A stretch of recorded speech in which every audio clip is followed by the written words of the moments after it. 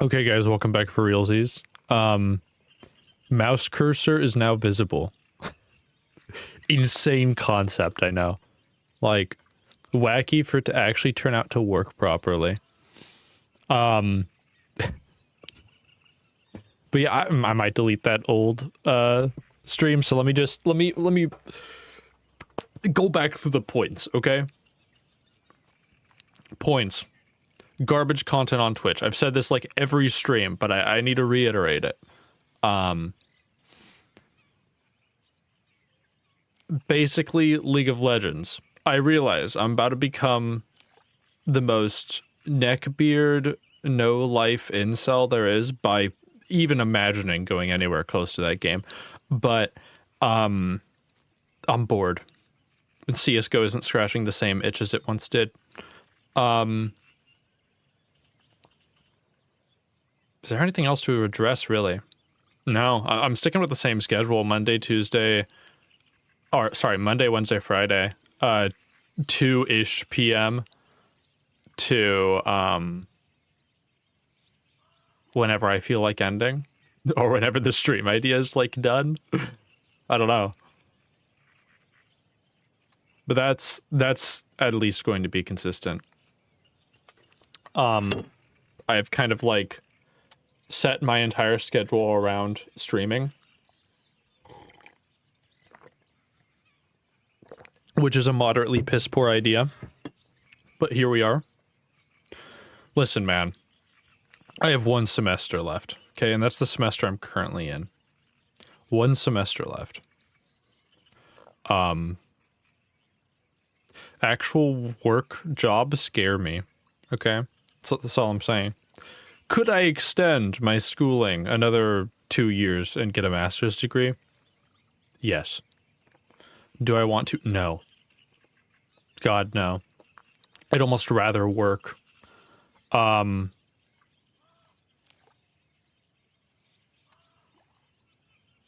Anyway, minor rant aside, what'd we do here? Right, we teleported across this broken bridge. That was kind of cool. We've shown the light to go check out what was up here. This village was pretty neat. We went through the caves, couldn't get the horn. Don't even know if you can get the horn. But so be it, because there's like sand demons or whatever.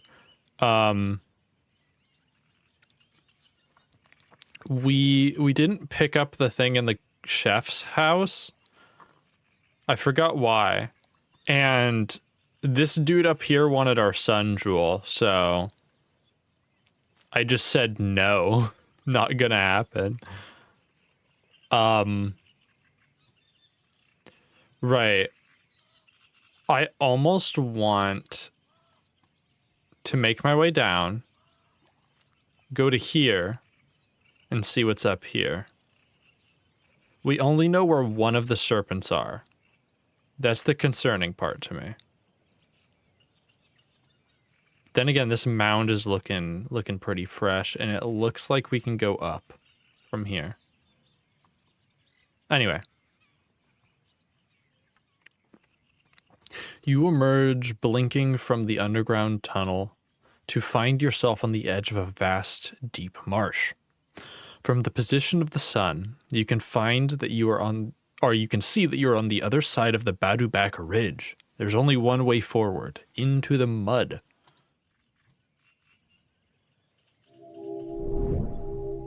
Marsh turns to forest. You barge your way through thick trees, pushing branches from your face.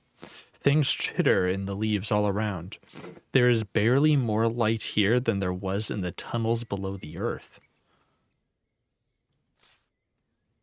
You crash on through the thick foliage.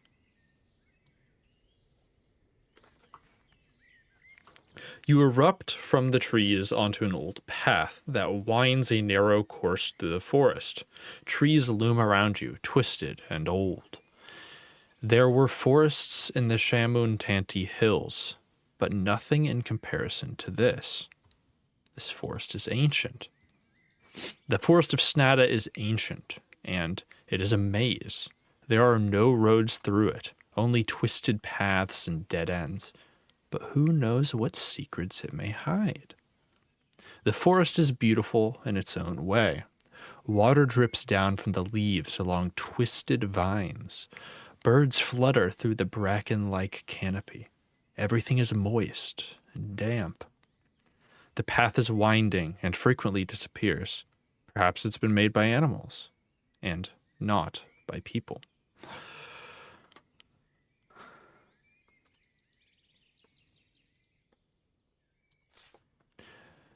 You look into the distance between the trees, but can make out nothing between thick tree trunks and tangled branch bushes. You stride onwards. Ooh. Okay. So, we can try to aim to get here, because here's the thing. We didn't really explore this as much as we could, because I'm kind of curious about the holes a little bit. I'm mildly curious about the holes and about the statue. And the lady. Right. The little boy had told us that the lady lives in this cave. But we couldn't go back there.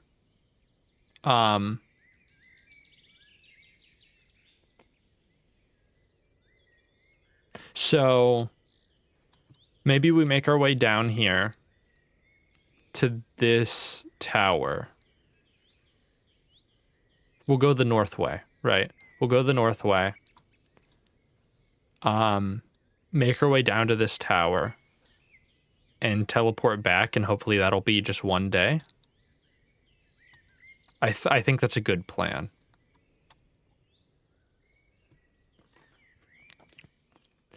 You walk on between the trees.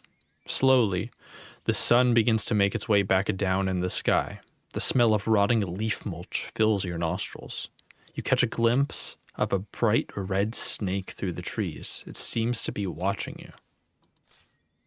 You approach the snake, but it slips away between the trees. A pile of boulders here is toppled by a patch of yellow moss, much like the one you tried earlier.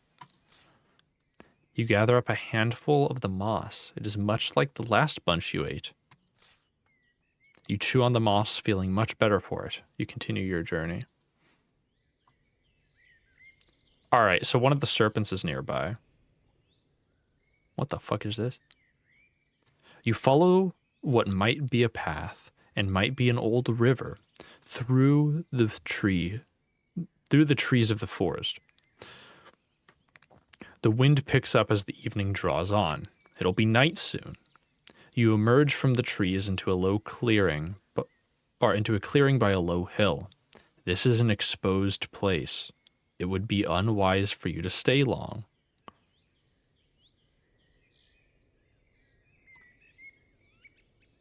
I see loot.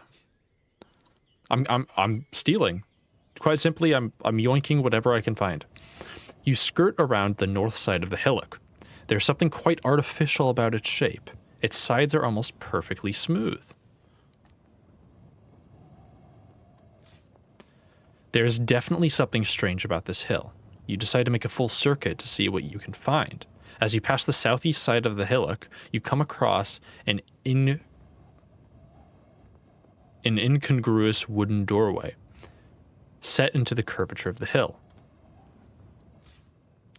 You step over to the doorway to examine it more closely. The door is made of heavy wood, carved with various runes and symbols in a language you do not know.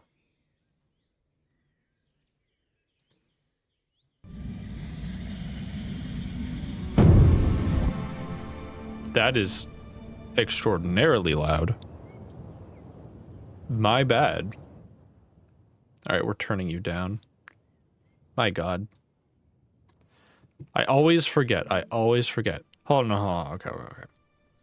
I always forget that this game's audio is extraordinarily not... it's not mixed right.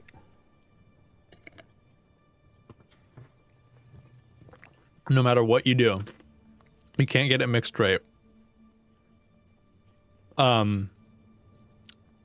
Okay, so here's what I'm thinking, right? Covered in runes and shit that we just have no clue. Not a single idea what the hell they do. I want to do protect magic. Now I think that's mag, but I don't think we can do that right now. So DOP seems to be the only actual option. You craft the spell and the door swings open, revealing a dark passage beyond. Thank you. The door opens through a short, dark hallway and descends into the hill. Is this a tomb? You begin to see a glowing light ahead and hear a voice muttering low, angry curses. A little sunshine falls through the doorway. There's still time to turn back. Now we're going deeper in. I'm curious. You keep moving forwards, and the passage quickly opens out. You enter a small room, lit by a single candle on a wooden table. Seated at the table is a spindly creature whose attention is focused on a glass orb set on a plinth. I think I should announce myself. What is up, gamers? Dremioth here. You open your mouth to announce yourself, but the silence is broken by a squeaky voice. Yes, all right. Don't stammer like a half-orc. I'm busy. Sit down. I don't know what voice I'm going to give this person, but... A thin finger gestures towards a chair in the corner. You sit down as instructed. After a few minutes, the creature leans back from her orb and looks up at you. So, a visitor. A human, too. Greetings. Greetings to you. Greetings to you, indeed. As the light from the glass orb fades a little, you see the speaker is a woman, some kind of elf, though she appears somewhat disfigured. What's your name? Fenestra. Now, human. As my time is more precious than yours, I will soon lose my patience with you. What in Gred's name are you doing in this miserable forest? I am looking for 7 serpents, you declare. Do you know of them? She stiffens. I do indeed, she says. Her tone is wary. What, pray, is your interest? I intend to destroy them. You answer honestly. She nods. Many have tried, but if you wish to try as well, that is good. Gred knows the serpents are no friends of mine. Her voice shakes as she speaks. I have reason to hate them. Or you have reason to hate them, I think, you observe, catching the sadness in her tone. The water serpent killed my father, she declares coldly. This I shall never forgive. I'm sorry for your loss. She nods. Thank you. A single tear forms in the corner of her eye. My father did not know the weakness of the water serpent, so he could not survive its attack. But you have learned it? You suggest? I have, she nods. From her cloak, she produces a flask of oil. Oil and water do not mix. Now, I keep a store, so I can spare this.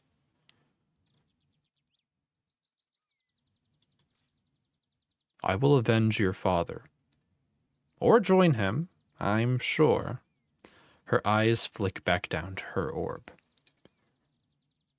And is that all? She asks. Where's the water serpent now? You ask, as turning the flask over in your hand. She shakes her head. I do not know. I had hoped to see it outside my door soon enough, but I fear it is occupied with another quarry at present. She looks at you more meaningfully. The orb on her table swirls with color ever more violently. Fenestra sits up sharply. You must go, she declares. I have work that must be attended to.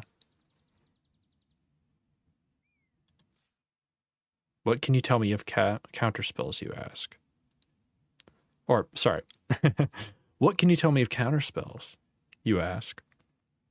Fenestra smiles, almost casually. She tosses a handful of sand at your feet. She regards you for a moment.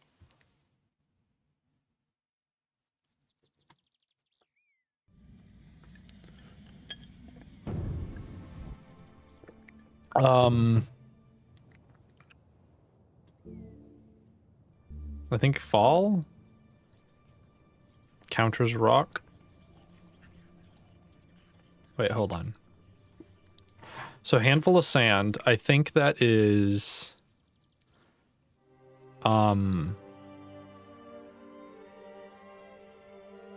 handful of sand is like quicksand, I think. I forget what it's called.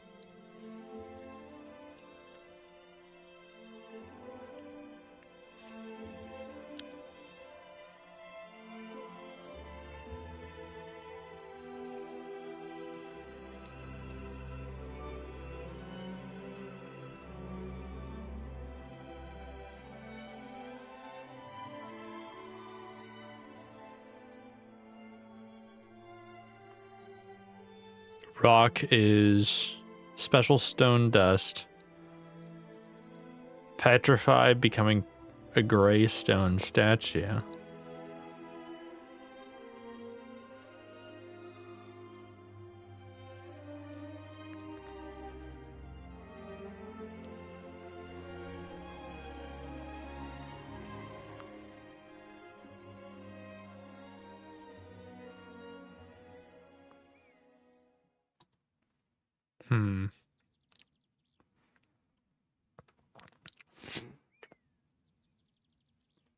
Let's see.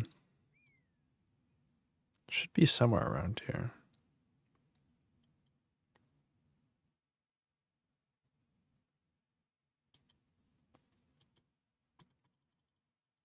I'm like 100% sure. Yeah, right here. Mud. When casting, the caster must sprinkle grains of sand onto the floor to create a pool of quicksand. Any creature stepping away or stepping into the quicksand will slowly be sucked away.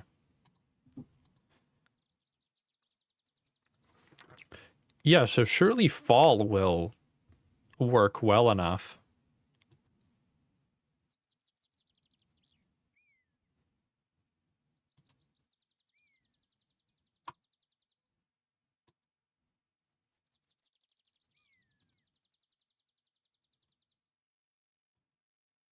Right?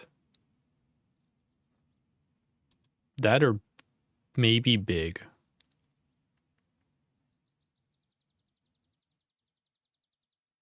Maybe Foff.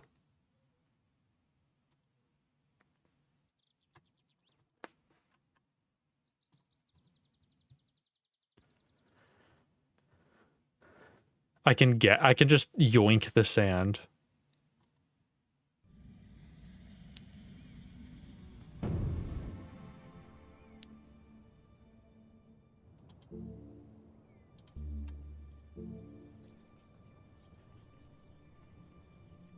I could do Zen, but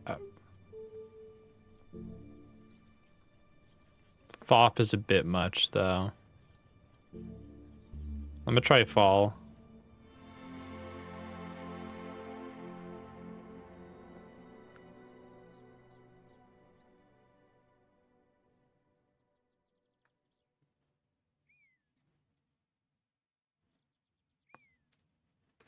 The sand at your boots begins to swirl in a narrow circle. I see. Okay. Grab onto the table. I'm just it's like grabbing for anything. You grab onto the leg of the table, trying to hold yourself up, but the grip on your body is too strong. Your hands slip down the leg, drawing splinters from the woods. Plead for mercy. Are you even going to please? You beg as your heels disappear to the ground. You feel the sticky mud closing around you, or around your shins. Have mercy. Fenestra laughs. You're up to your thighs now and sinking faster and faster. Fenestra peers at you contemptuously. Are you even going to try and protect yourself? Okay.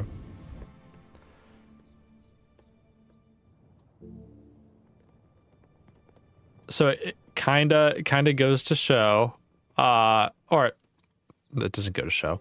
I guess now we know that spells only have like one counter spell.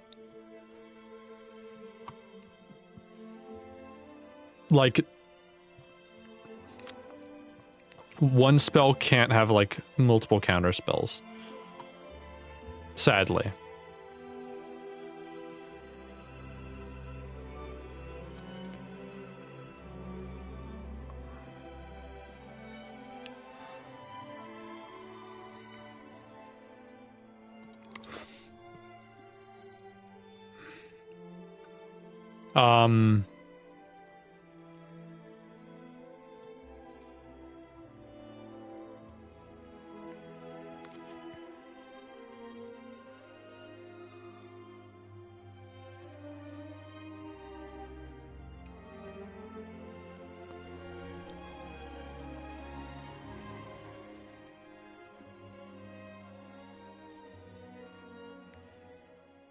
Maybe it's Huff?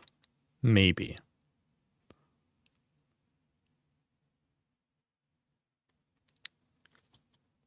No, that doesn't make any sense.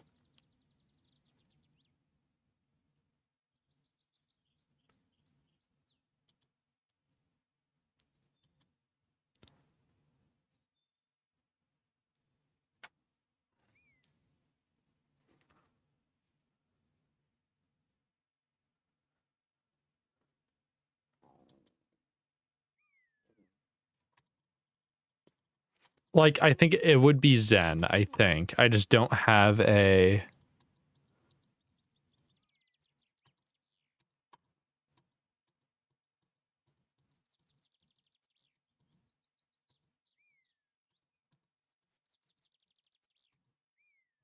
I just don't have a jewel-studded medallion.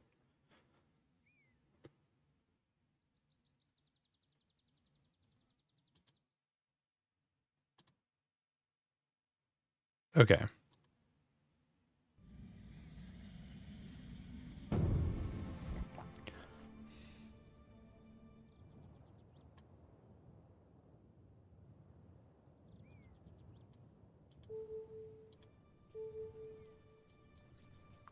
Fog isn't going to do anything. Nut. Yo, the nut spell goes hard.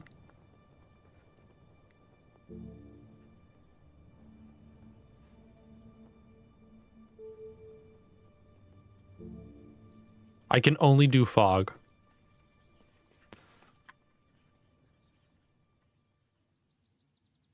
Do we rewind already?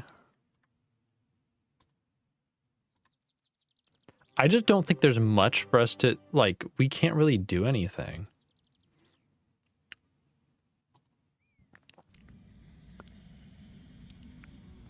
We need more magical artifacts. That is like the one big thing. We don't have enough.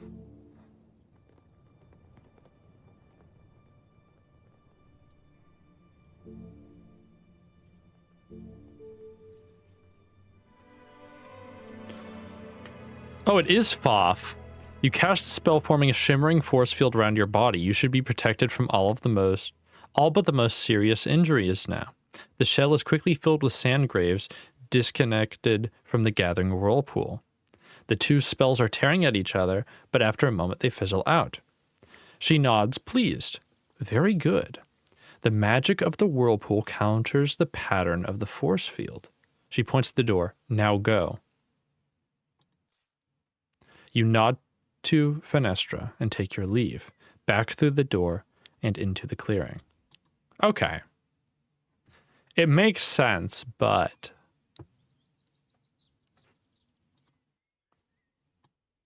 yeah. Okay. Back down. A wide track leads away from the door into the trees. South we go. Things rustle in the branches all around. With a pop, your force field shimmers out of existence. The sun has almost set and the skies turn a deep purple. Soon it will be dark. The path passes by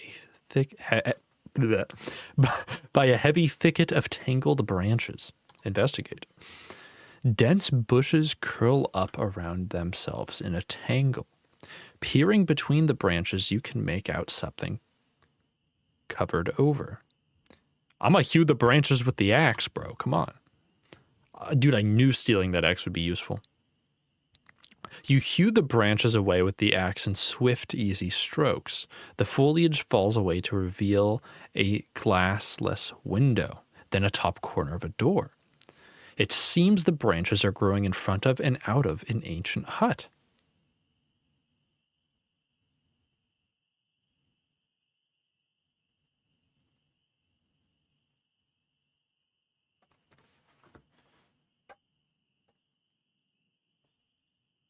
Use my old sword to cut it free. You pull out your Analan sword before you continue, then you resume your cutting until you have uncovered the door enough that you might be able to pull it open. You blunt the old sword edge. Open the door. You heave on the door, hauling it open. Ancient dust spills out into the forest air, and a million crawling things scuttle from holes in ancient wood. Let me take a whiff. The air from inside the hut is old and stale, but it does not stink of death, decay, or animal. You look about for where to go. Into the bloody hut, bro. Come on. You push your way inside the ancient, overgrown hut. There are patches of yellow moss you saw before growing on the back of the hut.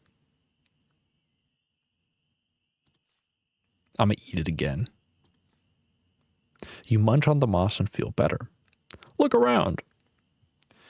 In the thin sunlight through the windows of the hut, you make out writing on the far wall. This is the house Alizi built, and in its doorway blood was spilt. But that blood has dried and gone, and poor Alizi is still alone. Looking at the doorway, you see the dark shadow of a blood stain, wiped carefully around the sill like a ward against an evil spirit. Not that such magic works, of course. The only true magic comes from the stars. At least, that's what they told you. There are a few more things scratched into the wood. You look at the other scratched marks. These are hard to comprehend precisely. One appears to depict a person in a circular bubble, floating harmlessly above a raging tornado or whirlpool. Another shows a fiery ball, perhaps a sun, perhaps not, being drenched by a fist squeezing what looks like a handful of berries. Wait, so is this counterspell lore? Like floating harmlessly above a raging tornado or whirlpool. That sounds like Foff for countering sand spell. Fiery ball being drenched by a fist squeezing what looks like a handful of berries. Let's take a look.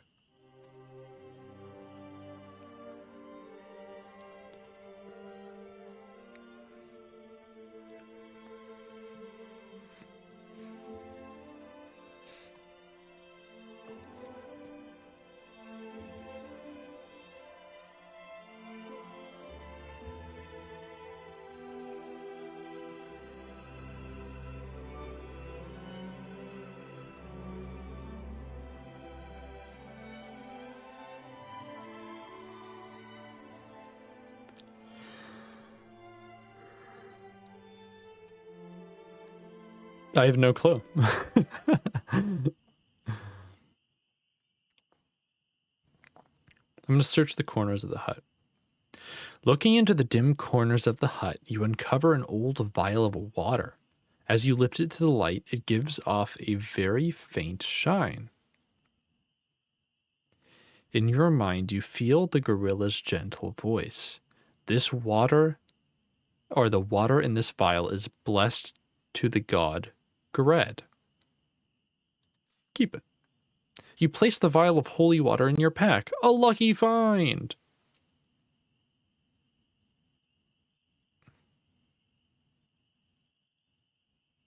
I'm gonna cast a spell. I'm just gonna suss it out, okay? Cause I don't know. If they're trying to do blood magic, something seems sus about this. So we might as well confirm it. And sleep if we need to. You weave the constellations into a pattern around you, and a steady voice begins to speak to you. It informs you, quite calmly, that the hut is not empty. With that, the spell fades.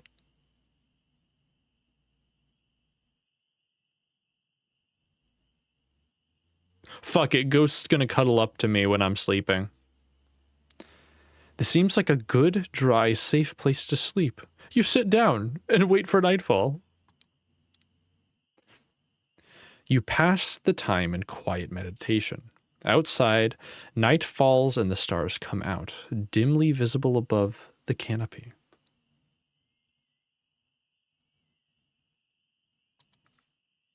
You look around the corners of the hut, but it's too dark to make anything out, apart from the rough outline of curling branches that grow from the walls upwards towards the windows. Okay. The darkness is deeply concerning. I'm just gonna do sun. If my guy needs to sleep, he can cover his fucking eyes. Something's sus, though.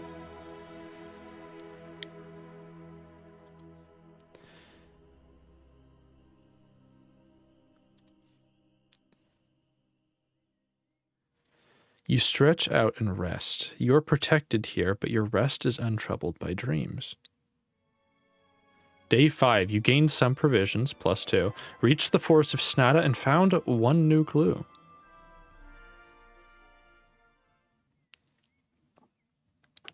You are awoken in the morning by sunshine, sneaking through the tangled branches outside the hut. But you're not alone. Hello, whispers a girl crouching beside you. She's holding out a bowl. I thought you would like something to eat. You sit up slowly. The girl smiles nervously. You've been asleep for some time.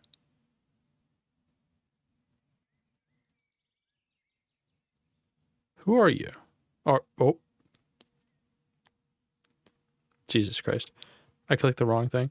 How long have you been here?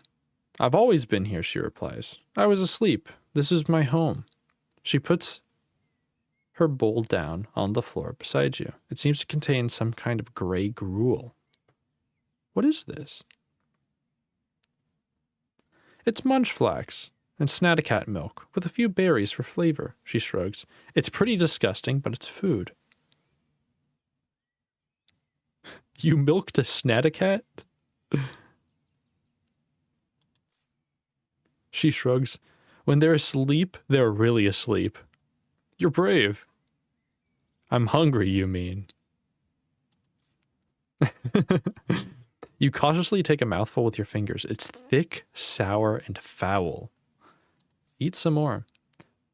But it is food, all the same. After a few more mouthfuls, you begin to grow accustomed to the taste. I don't like it either, the girl admits, watching your face. Where are you? You call. Right here, comes the reply, as though from your elbow, though no one is there. Search the room. You get up, thinking to search the corners of the room, but there is nothing there that could provide you anywhere to hide. Then suddenly the girl's in front of you again, a little wide-eyed. What's the matter?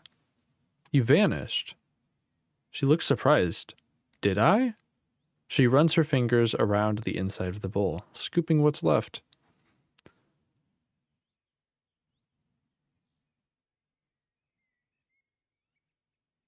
Where are you from? You ask. You weren't born in the forest, surely. She shakes her head. I was born in Timpang. There used to be a bridge, but it's gone now. I suppose whoever destroyed my city destroyed it too. Your city was destroyed by the Archmage? The Archmage couldn't save us. It happened too fast. She looked glum. I don't know how I survived. The girl steps away from the hut and once again disappears from view. This time, she reappears much faster. It's clear from her manner that she doesn't notice that it's happening. You live here alone? She shrugs, looking around. Everyone else has disappeared. Picking up the bowl, she drains the last few dregs of Snatticat milk from it. I'm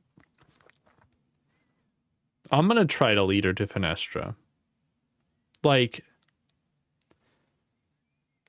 the lady is old and kind of a crone, but I think she's gonna see a lot of herself in this kid and maybe take care of her. I know someone who can help you, you tell the girl. A sorceress who lives close by. She could look after you, I'm sure. I don't need looking after. I'm not a child, she replies sharply, but then softens her tones. But then her tone softens. Still, I wouldn't mind some company. Is she safe, this sorceress? Yes. She shrugs. Sounds boring, but a little bit of boring might be nice for a change. She points to the door. Lead the way. You head for the door. You step outside, thorn branches catching your cloak. Then you turn to help the girl, though she's vanished again. You wait for her to reappear. She does not. You call for her, but she does not reappear. Then a moment later, she's at your side once more, breathless with excitement over something. You really can't see me, she exclaims breathlessly. I closed my eyes and crept up on you, and you couldn't see me. You thought I'd disappear. I thought you had gone. I was right in front of you, waving like this.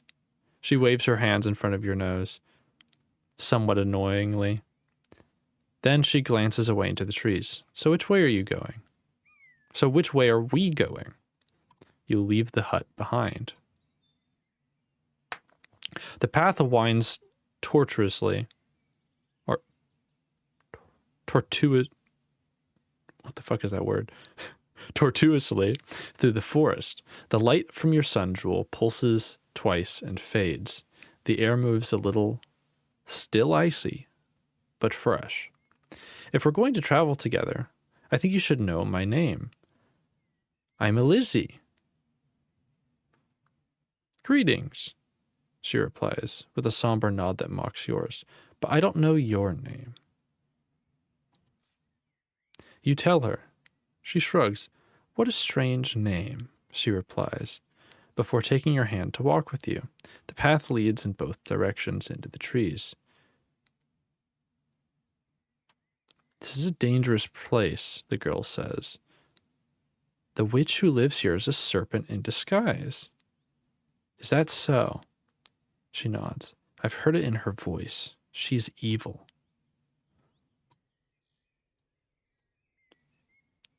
You go over and open the door. Don't, hisses Elizzy. She'll come for us. I'll protect you. You tell her, stepping a short way into the darkness, but the girl's not convinced. You say they can't see me when I close my eyes, she says. Is that right? Or sorry, you say you can't see me when I close my eyes, she says. Is that right? Yes. You see Elizzy lower her eyelids, then suddenly she disappears smoothly and completely from view. The forest path is quite silent. Open your eyes, you insist. We should not waste time. Nothing happens. A few leaves shiver in the breeze. She's gone. You fall quiet for a moment, but hear nothing. It seems that she's gone. There's movement from inside the hill, and the elf witch appears. You? What do you want? I brought someone to meet you. She leans outside the door and looks this way and that. Went wrong, did it? She did not trust you. Then she was wiser than you, most likely. She moves to close the door.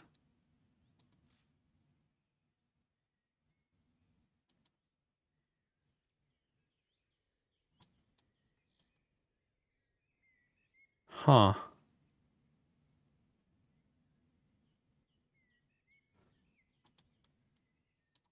Let's rewind.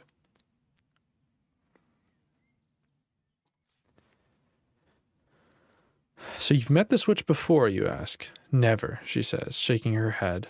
I'm very good at hiding. I don't think she knows I exist, but I've stolen plenty from her.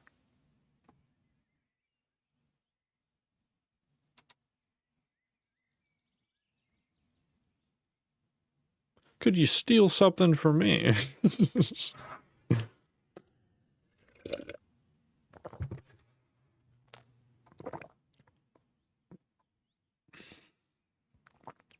I'll protect you. Is that right? Just follow me.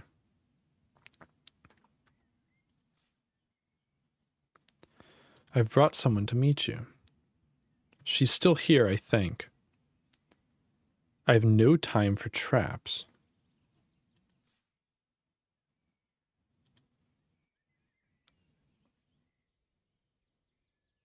Huh.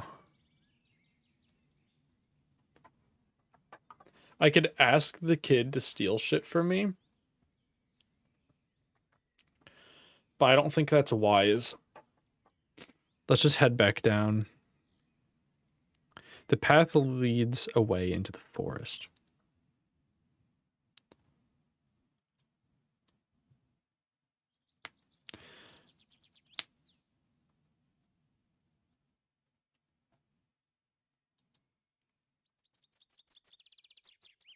I'm going to continue down south. Hopefully she pops back up.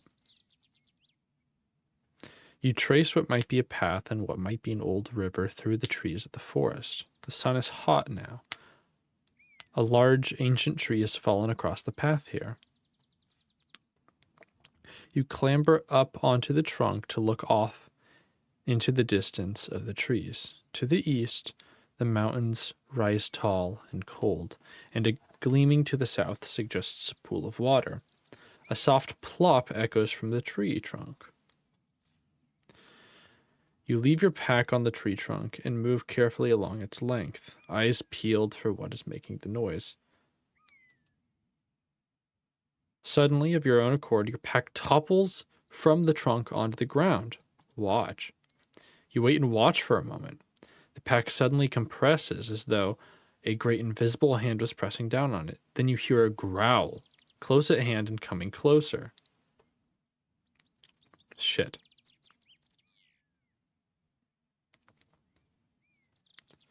Surely there's a spell to counteract invisibility. I know there's a spell for invisibility. Yeah, Pearl Ring. Casting a spell while wearing a pearl ring will render the caster invisible to all reasonably intelligent creatures. Less intelligent creatures will only be partially convinced, and creatures with ears will still be able to hear the caster when they move.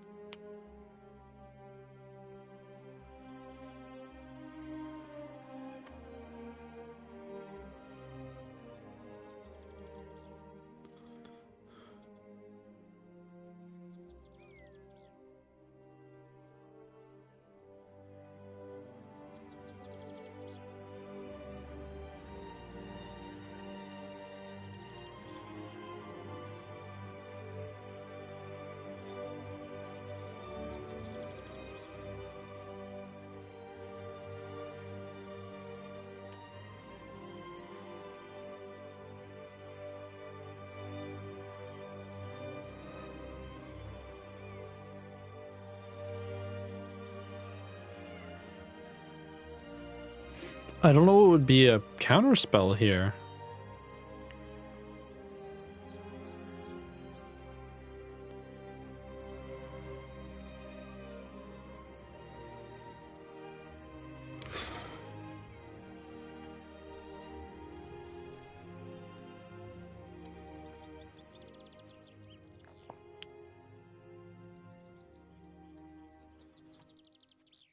Maybe dim.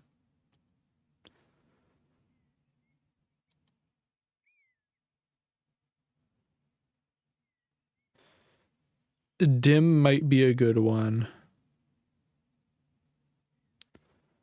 Hey, what's up, dude?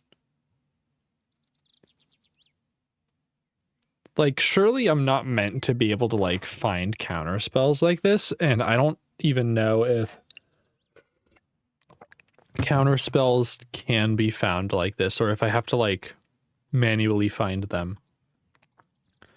So I think I'm just gonna hit him with that dim, you know? I guess I can zap and probably destroy everything in my backpack. That'd be funny. I'll cause depression on the Snatacat. What's his game called? It's Steve Jackson's Sorcery. This one's part 3. So, parts 1 and 2 are, or part 1 is relatively short. You can get through it quite quick. Part 2 is a doozy, to say the least. It can take you a long time to get through it. I don't know how far I am through part 3. But yeah, Steve Jackson's Sorcery.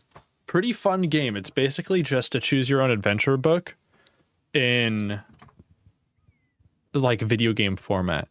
It's quite neat. Highly recommend.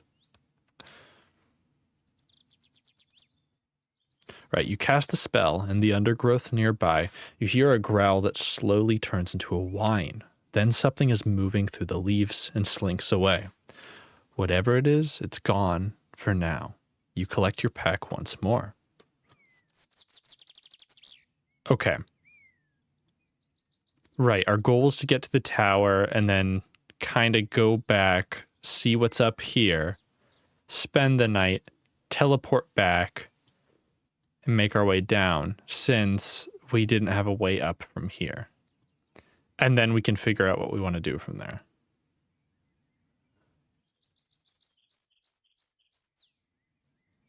Because it does seem like the only way to get back, to get over here,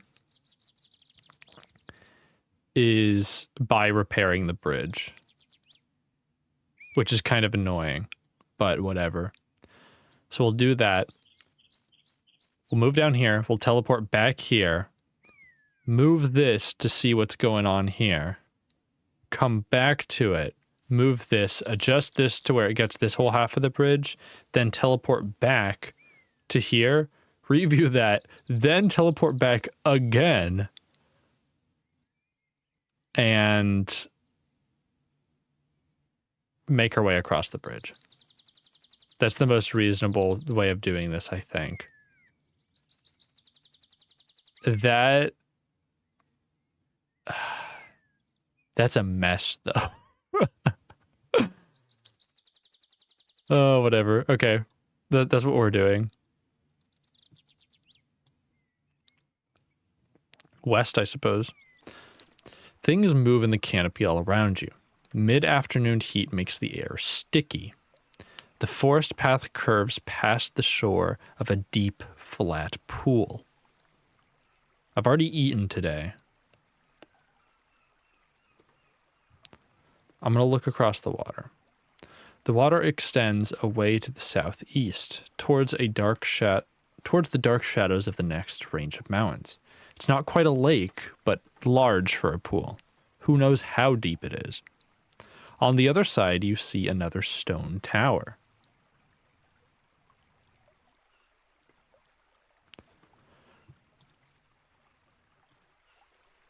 I want to get to the stone tower, as we had said.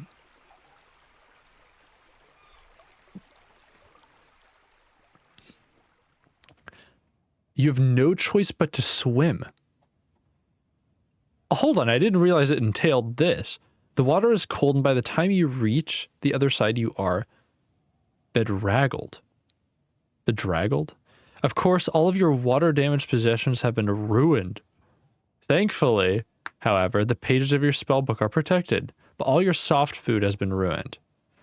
The evening draws in. Nestled in the curve of the eastern cliffs is a stone tower. It's heavily overgrown with thorny branches.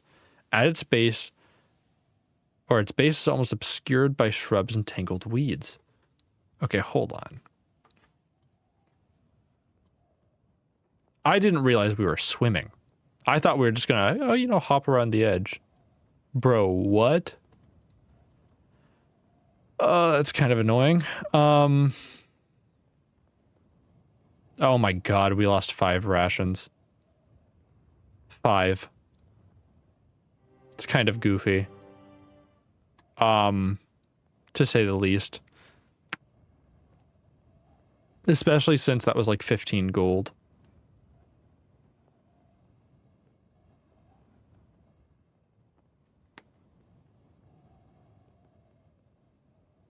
Do we use a rewind here?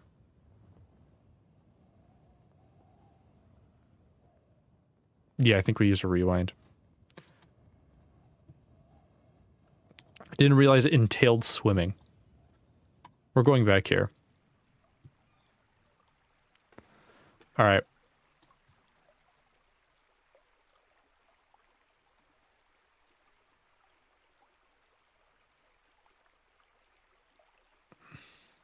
We're gonna make a move. Oh, it literally says cross the pool. I'm a fool. Okay. That one's totally on me. All right, we've got one more rewind this stream then, which includes deaths. All right. The path winds tortuously through the forest. The sun begins to dip, heading towards the horizon. The trees are alive with movement. A movement in the bush catches your eyes. A glimpse of red, a snake's body. The snake disappears before you can catch it, you motherfucker. God damn it. He's taunting me. He's taunting me.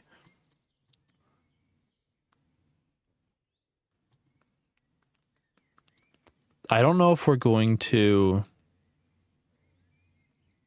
get much out of going here. Going up. So we're not going to. At least not yet. I'm going to go south.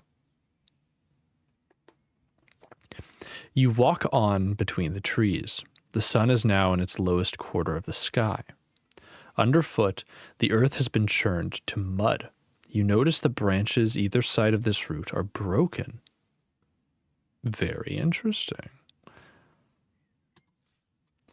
You pause to check the mud. Sure enough, you quickly find a sign. A paw print at least twice the size of your palm.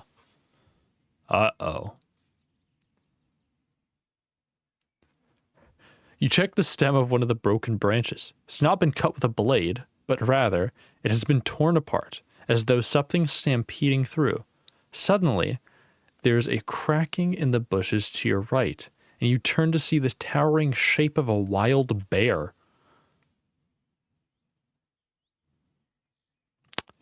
Surely lightning beats bear. I'ma cast a spell. I do not have lightning. I could sap, I could cause him depression. What does Yap do? Talk with animals. Uh-oh. Cause clumsiness.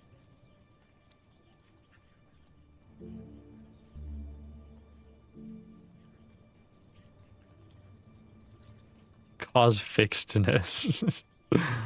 Uh-oh. Yeah, we can't yap. We can't... Okay. We can cause clumsiness and that's it, because I don't think we can sap either. Hold on. No, maybe we can. Yeah, we can sap. We're going to cause depression. Looking towards the constellations overhead, you craft a spell, but it has little or no obvious effect on the bear. You draw your sword and approach the rearing creature. The bear draws itself up to its full height, almost double yours. It opens its paws wide. You drop around a tree and raise your sword, ready to defend yourself. At the last moment, the wild bear charges. You brace yourself as it comes down. For a moment, it is close enough that you can smell its terrible breath. You retch. It rears back, claws raised. That was a mistake. You risk an attack. Rushing forward, you charge the wild bear, but it has read your attention and drops into a crouch. It grunts as it lumbers back. The bear drops on all fours and roars. Standing firm, you swing a mighty blow at the wild bear, catching it a light blow. Its fur is thick with blood and scratches, and wallops the ground with its thick foot. You can almost smell the creature growing enraged. You duck behind a tree. The wild bear makes a lazy swipe with its claws, but you duck and shake away the pain. It squeaks and sniffles, standing up onto its hind legs. Okay. You remain hidden. Emitting a thunderous roar, the wild bear thumps forwards, unleashing. The bear drops its weight and growls. I'm not going to commit too much to this. Where's he getting the stamina from, bro? The smell is worse. Sidestepping, you slash out at the wild bear, sipping a light blow past its massive paws. The bear emits a terrible, painful roar. The bear lowers itself onto the ground and grumbles. Full send. All right. Splashing through the mud, you race into the wild bear, catching it a passing cut. The bear staggers backwards into a tree, which bends and almost snaps. The bear drops its nose into the mud and grunts. 5. Fuck it. Bear's dead. Yippee, fellas. All right. Dropping your weight, you chop a mighty stroke against the wild bear. Then your sword finds a soft place in the bear's body. It roars and tumbles to the ground, quite dead. All right. Fire. You sheathe your sword and dust yourself. A bear, however large, is not enough to stop you in your tracks. You've encountered death wraiths and worse. Yes, sir.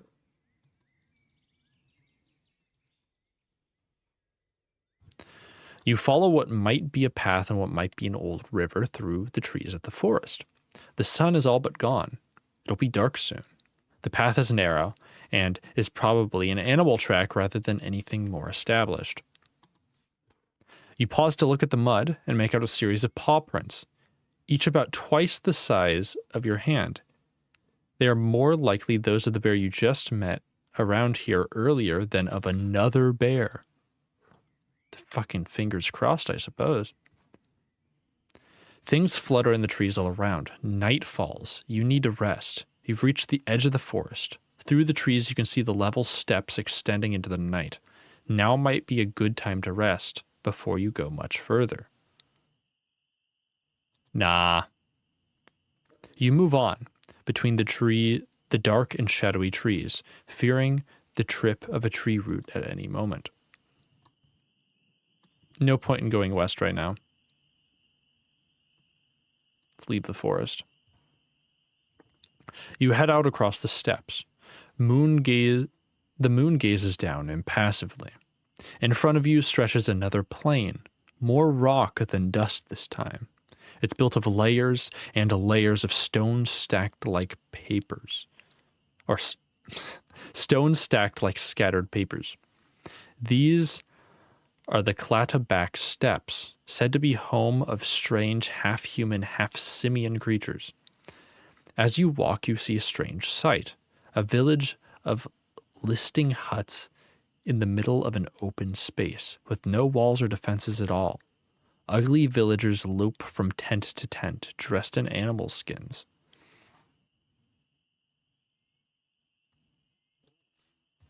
Men and women are strong and lanky, dressed in animal skins. By the gate, two creatures stand with heavy wooden clubs. Cladamen.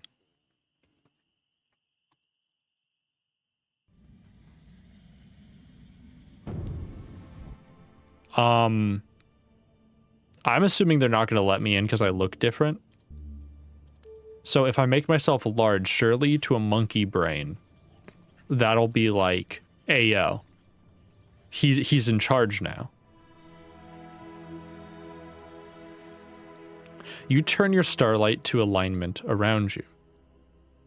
Oh, sorry, you turn the starlight into alignment around you. For a moment, it seems nothing will happen.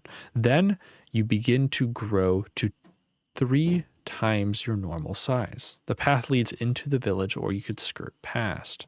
Bro, into the village we go, all right? You approach the guards. The guards are clearly impressed by your size. They stand quickly aside and let you enter into the village without question. You nod as you pass.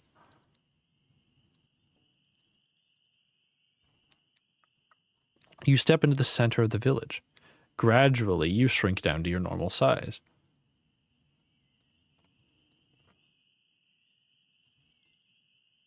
Okay, hammocks. Or let's go by the fire. Let's see if we can yoink some food or something.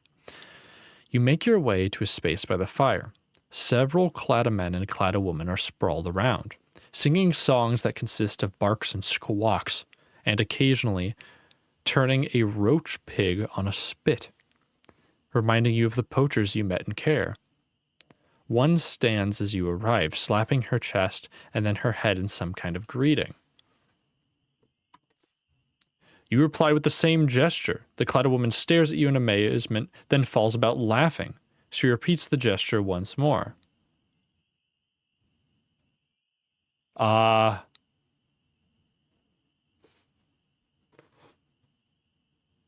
gonna ignore her. You ignore her and sit down by the fire, warming your hands and enjoying a moment's rest from the walking. The cladawoman seems untroubled by your response, but goes over to the pig to tear off a leg, which she holds out to you. You accept the roast meat, which is almost raw and barely palatable. Another of the cladamen brings you a mug of tea-like broth that accompanies the meat the way a runny nose accompanies a feverish cold.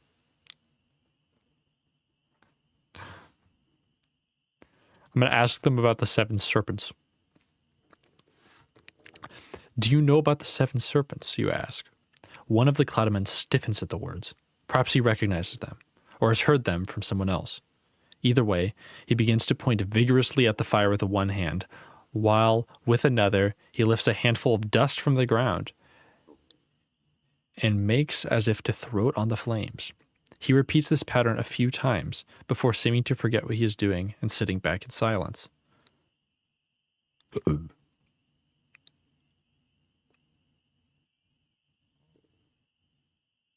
Okay, so like fire serpent. Oh, fire serpent has a weakness to the like quicksand. I think that's what he's trying to convey.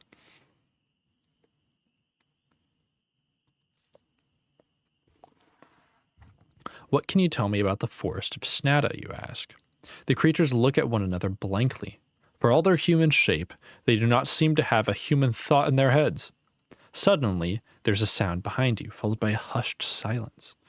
Turning, you see a well-built cladaman, taller and stronger than the rest, approach with an unsteady gait. Before you can react, he lifts you and tosses you across the fire to a patch of ground near the gate. The arena. Uh-oh.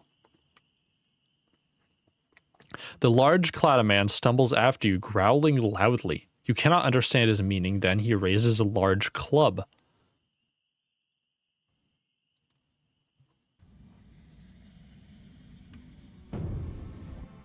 Okay, alright, hold on.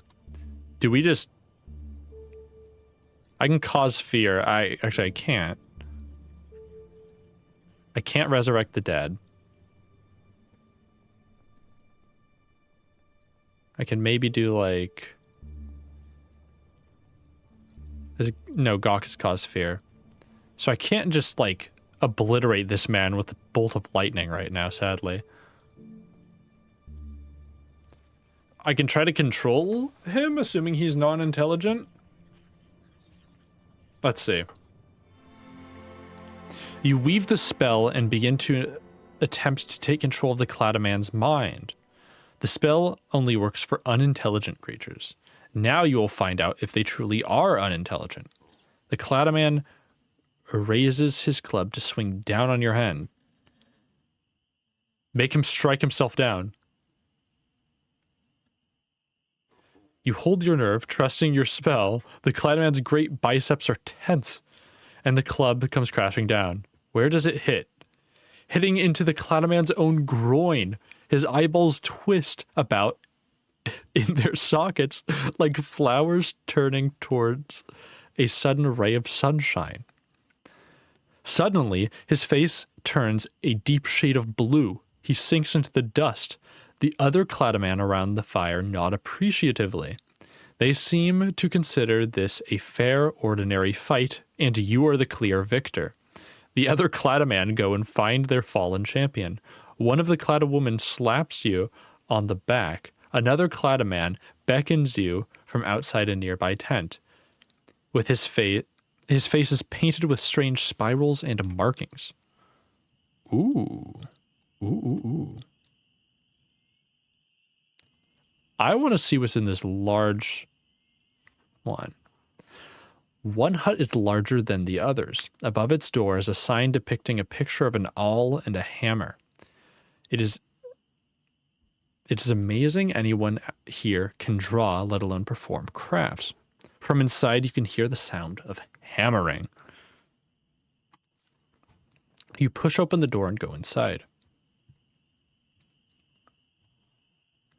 The Cladaman looks up to you as you enter. He puts down his tiny hammer and pincers he has been using to repair a piece of fine jewelry. He tilts his head in regards to you. Greet him. You greet him with a nod. He seems to understand this and nods in reply. You step forward and look at his workbench. He gestures with an open palm to let you look. The Cladaman has a variety of fine tools, pincers, awls, spikes for scratching and etching, even a vice. He is clearly a master craftsman despite his species. When you are finished, he steps forward to you, gesturing towards your pack. You hold out your pack to him. He begins to rummage, investigating everything with his long, supple hands, and occasionally pausing to scratch his bulging skull, as though his brain is itching at the sight of your gear, but he finds nothing that holds his interest. He hands you back your pack and returns to work. You try asking him what he's doing, but he ignores the sounds coming from your mouth as if they were just banging and ringing of his tools. It seems like he is carving jewelry from colored stones. They do not seem to be precious or even beautiful, but the weird twisted shapes he is carving are complex and intricate and remarkably precise.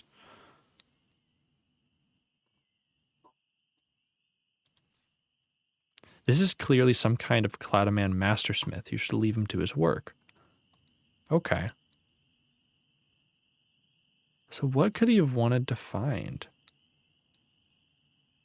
Like, I have no clue. But I'm curious. I'm deeply curious, in fact. Either way.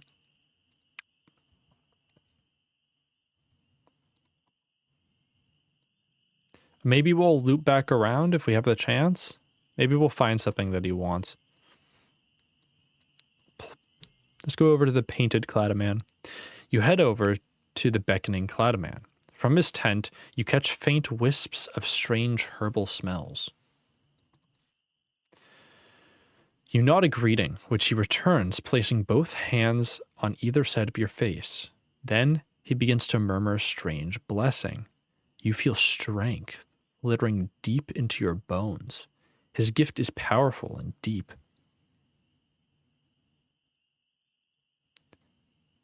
You step back. When you step back, you feel stronger, taller, and more confident. Thank you, dude. You bow in thanks. He smiles and walks away from the fire. Intrigued by the first Cloudman's clue, you try to ask about the serpents once more, but he begins to merely repeat the same performance. You look around for something to use to communicate further. Point at the ground.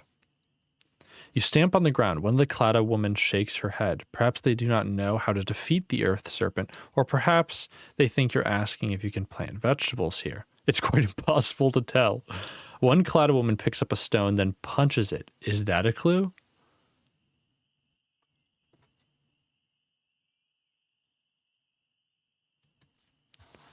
You point down at the water in a nearby teacup. The Cloudman nods, grabbing a handful of burning fat from the pig on the spit. He tosses it into the cup.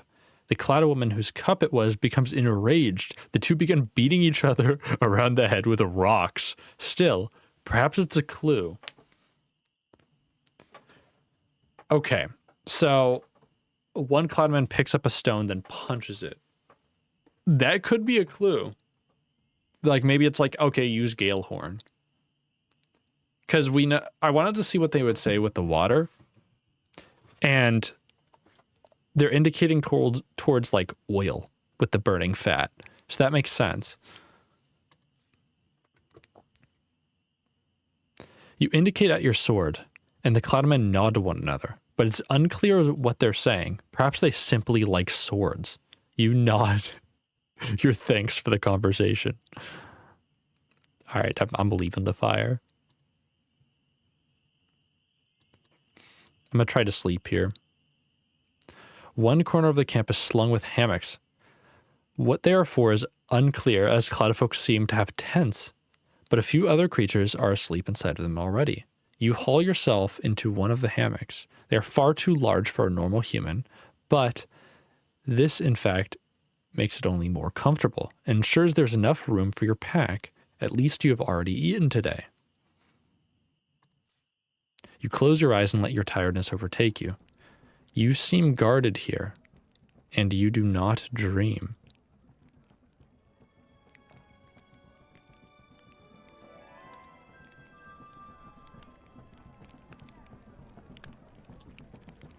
All right, the next morning.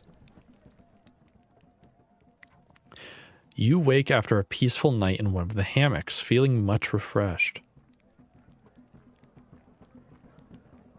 Let's slip away. The village has no walls. You slip between two huts and back out onto the plains. Let's go west. I want to see what this is. You march onwards, ascending and descending as the ground breaks and changes level. The air stirs a little, still cold but fresh. A small patch of flowers grow here, just by a small rock. Small black blooms.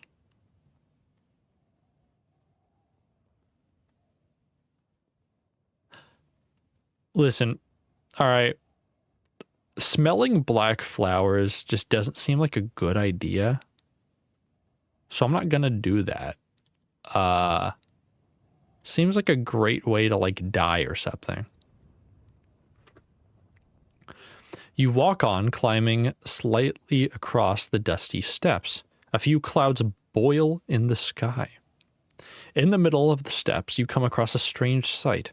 A wooden pole as high as a tree with nothing around it. It has no knots, handles, or holds of any kind. Nothing except a level platform right at the top.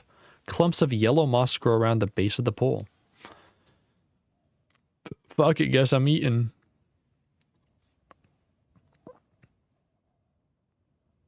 I don't even need the rations, bro.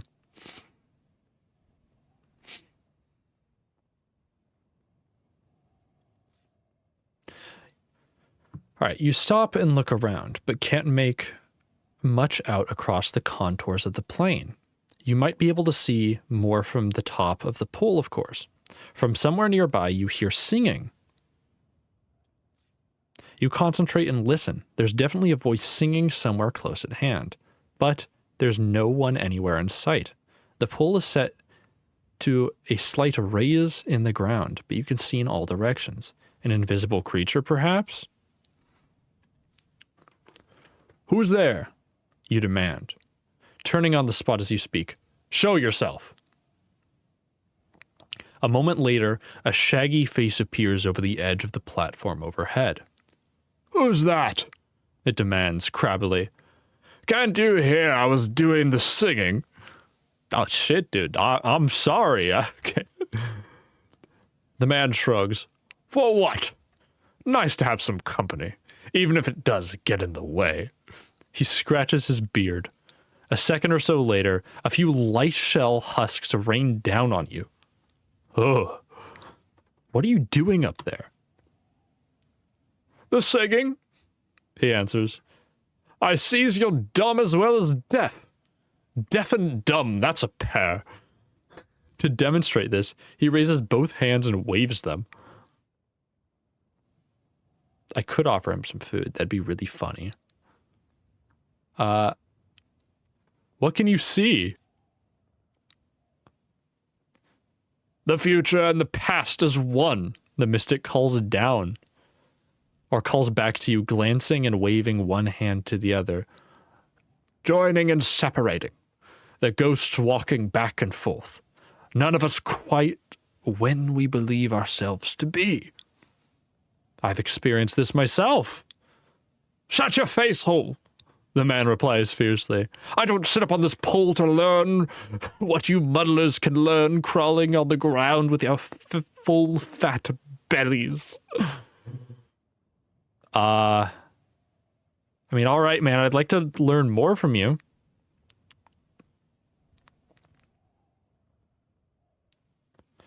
The man does not reply, but leans away. However, a moment later, a hand appears over the side of the platform. Something falls to earth. It's a medallion. Is that for me? You're a sorcerer, aren't you? Come up! There's no pause. I hope you're a sorcerer, he adds. Otherwise I can't get down again.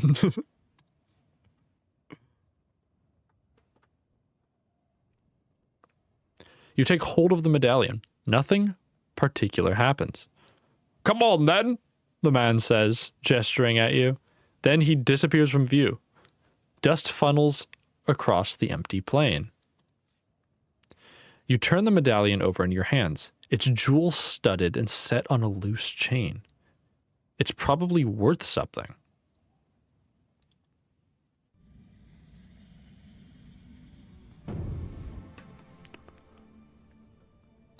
Oh, what was that spell? Oh, we were looking at it earlier.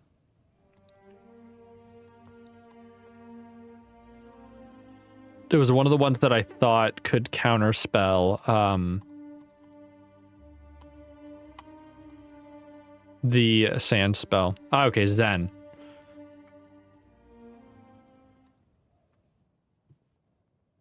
All right, here we go.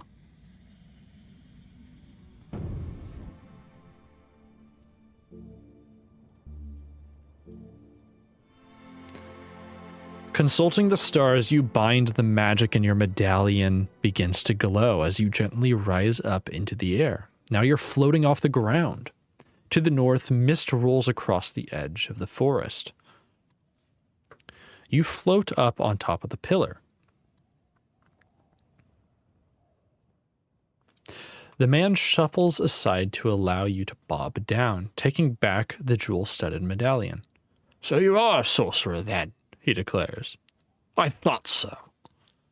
I might have been a thief, you reply. You might have never gotten your medallion back.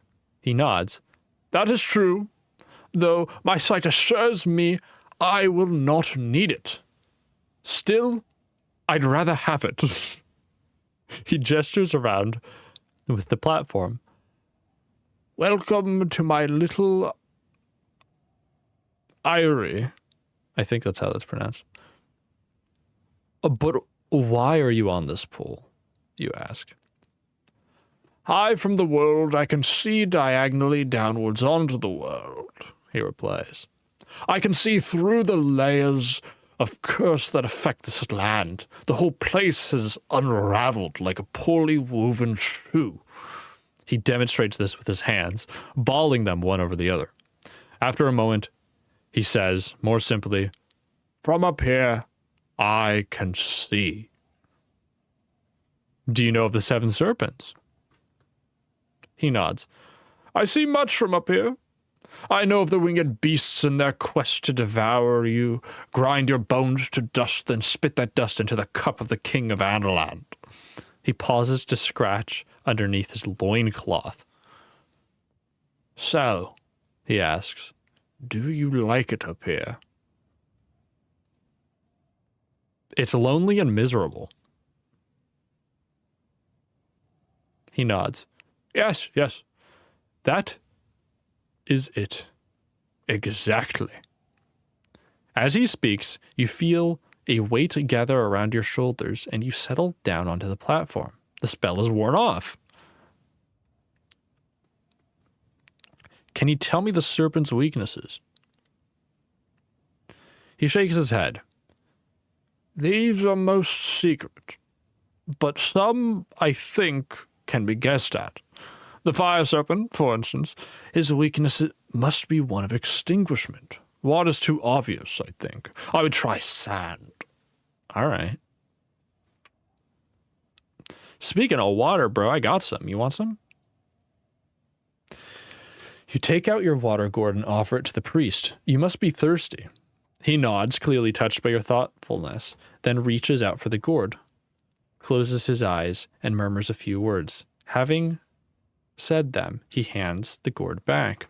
"I have blessed it," he declares. "For you, I do not drink. There's moisture in the air enough." Moisture enough on the air. My bad. From the forest to the north, the trees seem to part and a gigantic bird lifts into view. Its talons gleam in the sunlight. Uh-oh.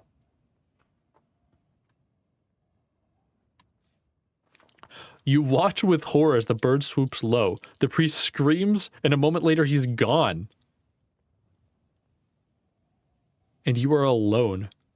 There's nothing on the platform, apart from a few stray spots of blood from where the winged creature's talons punctured the man's side, and the jewel medallion. I'm gonna take the medallion. You take the medallion and sling it around your neck. If you're not mistaken, this probably explains how he got up the pole in the first place.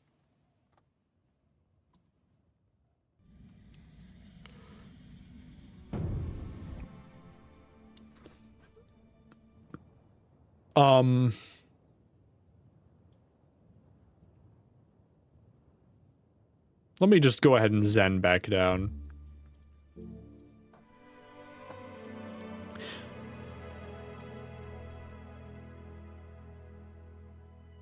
You float over the edge of the platform and lower yourself gently onto the ground. Looking up once more, the top of the pole seems dizzyingly far away. You clutch your medallion with pride. You're back at the base of the pole.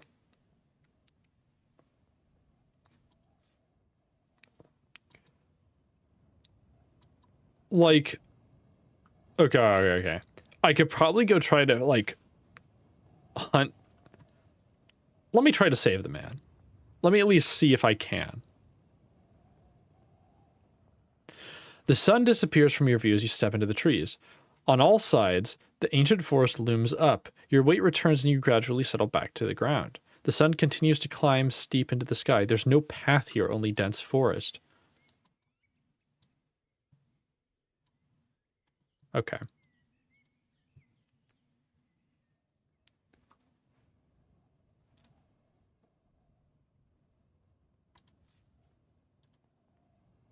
I think the man's just gone. He's just been sent to Ohio. Like, I can't even help him. He's just dead. I mean, fuck it, man. I got a cool medallion out of it. Don't even care. You keep moving, the ground dropping a little.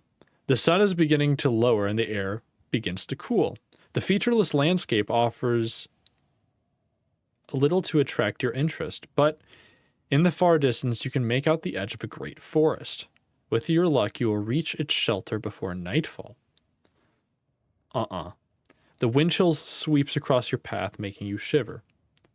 Pull my cloak tighter. Another gust of wind hits you with sudden force, almost knocking you down.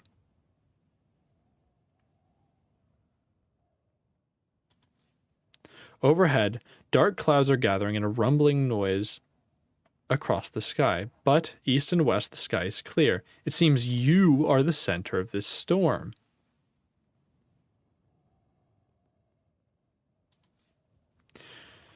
Turning up your collar, you set off through the gathering winds. The forceful gusts blow you roughly one way and the other. Run. You try to start to run, but the wind growls. You are blown about mid-stride until you finally land in a heap, your ankle beneath you. Then finally the skies open up and a torrential downpour bursts from the clouds. In an instant, you are soaked to the skin, shivering, and your pet grows heavy with collected rain. Of course, all your water-damaged possessions have been ruined. Thankfully, the pages of your spellbook are protected, but all your soft food has been ruined. Bruh.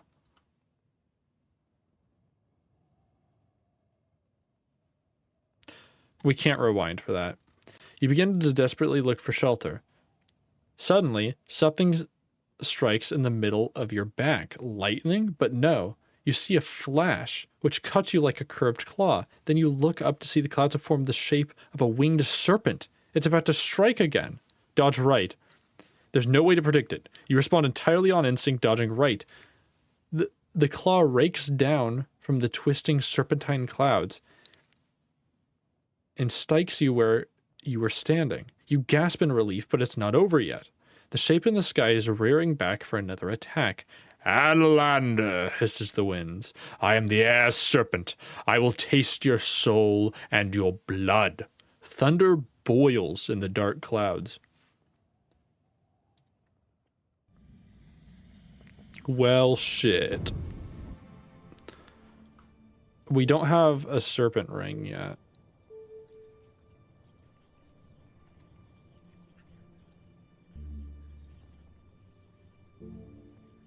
Okay. Air serpent. What the hell is going to defeat the air serpent?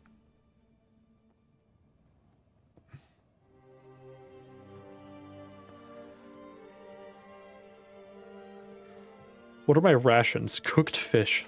God damn it, dude. That, and I think I have Blimberry. Yeah, so I'm still okay. I'm still okay.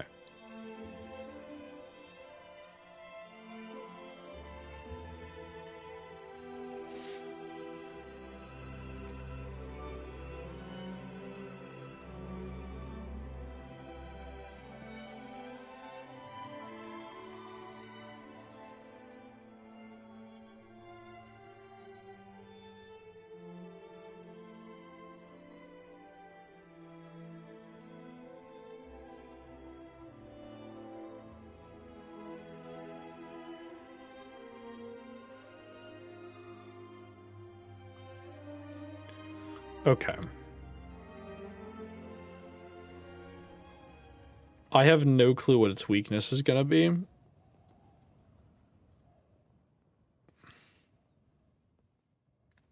Like, let's see what we can cast, right? Like, might as well.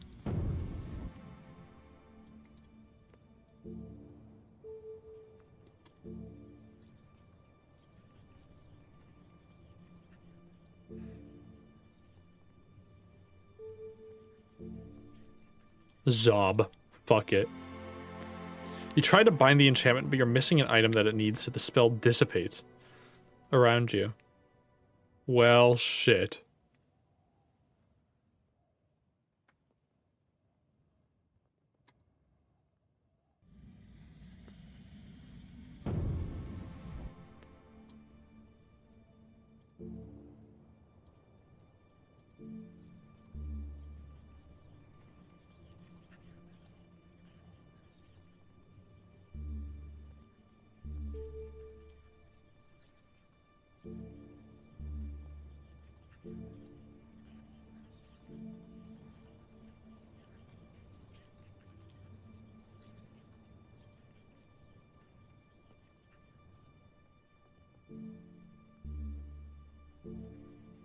I don't know what to do.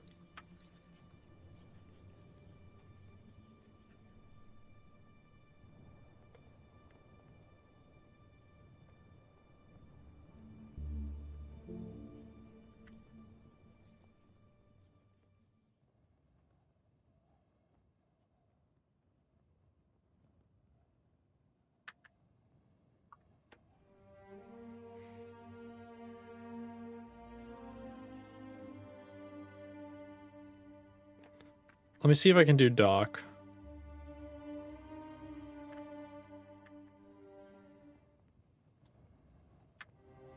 Just so I can heal myself.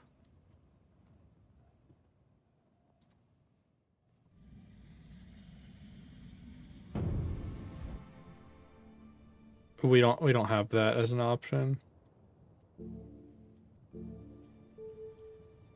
Zob, fuck it.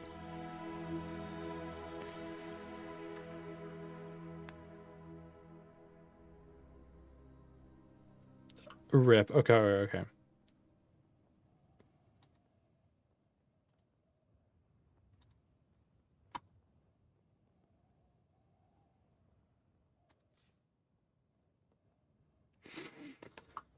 If there's a storm coming, it would be wise. Okay. We're back at the beginning of this encounter. So, we're gonna find some suitable shelter. As rumbling grows around you in the air, you spy a suitable crevice in the rock. Head for cover.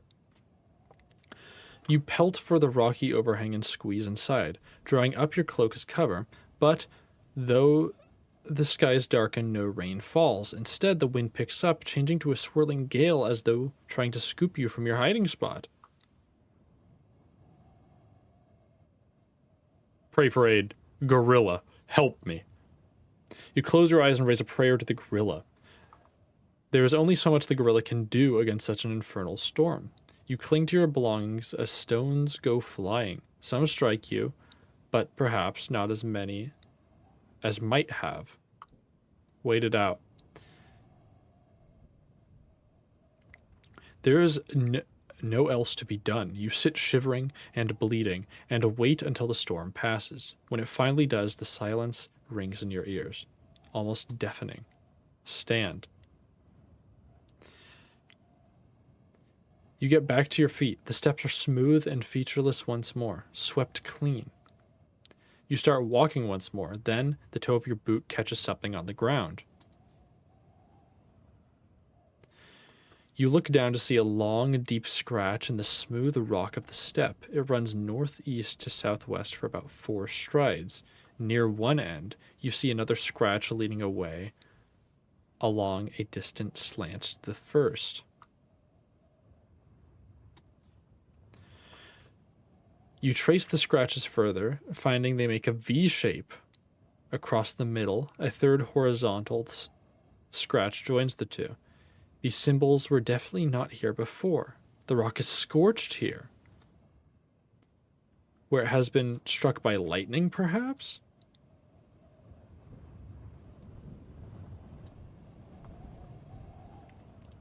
You cannot stop now. You pace around the rock until you find another stroke in the dust to the left of the V, a single vertical bar.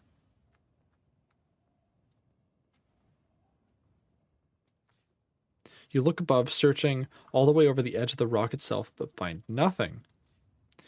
You search beneath the V, to the foot of the overhang where the next rock layer rises up, but find nothing but blasted dust and burnt weed.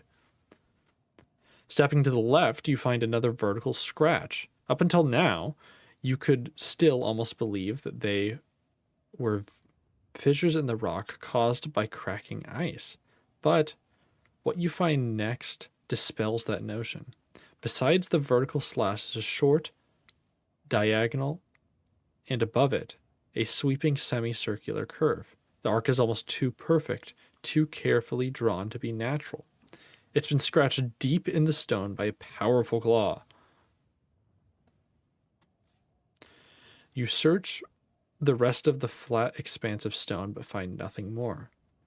Whatever carved this strange pattern has left no more clues. Could it have really been the storm?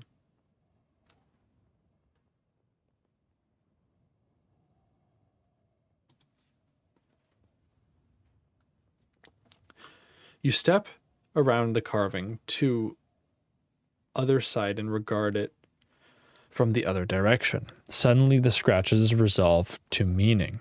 They are letters, and you were looking at them from the wrong side. They spell out a 3-letter word, air. Was this the message left by the storm that crossed this rock? Is it a spell?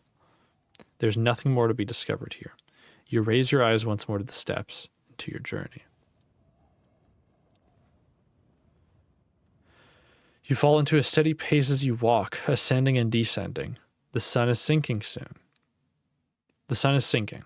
Soon it'll be dark.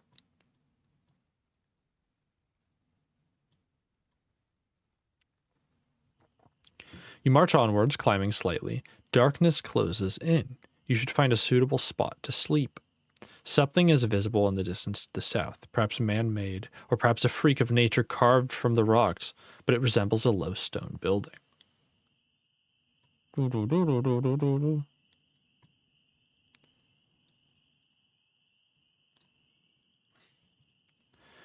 You go on closer until you see more clearly what the structure is, or what it was.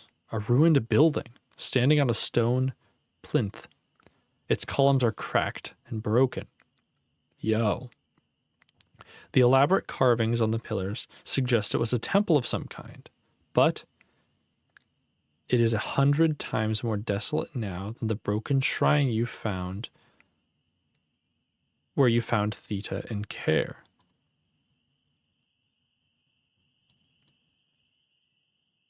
You climb up onto the plinth on which the structure stands. It appears quiet enough, though whether it is structurally sound or not is another matter. One of the pillars of the temple seems to take a step sideways, or is that your imagination? Interesting.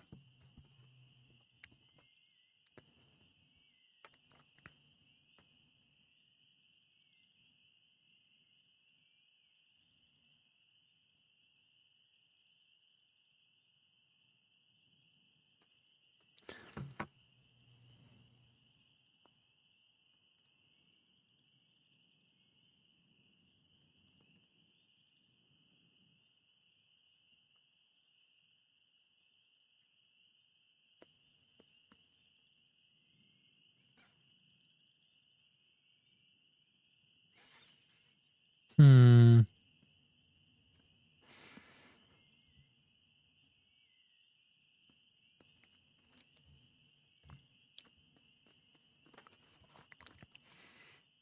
Let's go inside. You step inside the temple. It's dark inside, but at least you are sheltered from the chill winds of the steppes. A little dust trickles down from the temple roof. Testing the strength, you heave against one of the temple's pillars. It seems solid, then a moment later, it shears and gives way. The whole structure is sliding down on top of you. You begin to catch, but there's not enough time. The roof slides and lands on top of you. You're still alive, but you're now trapped beneath an enormous pile of rubble.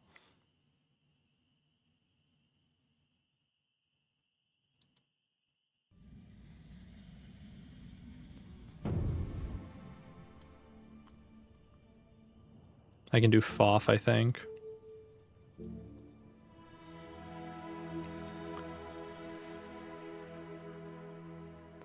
Bruh.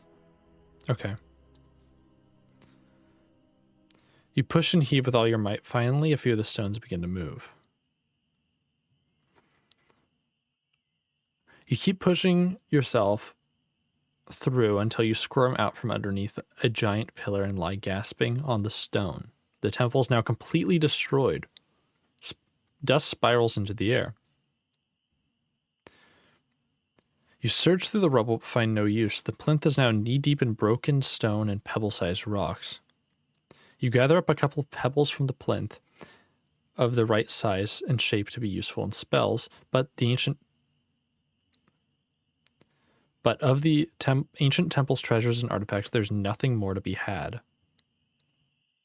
Let me rewind.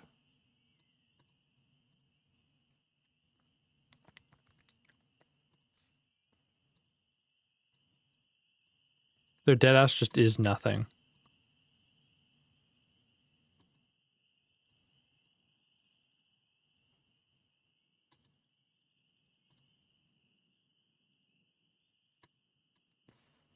Let's go back in. Wait, hold on.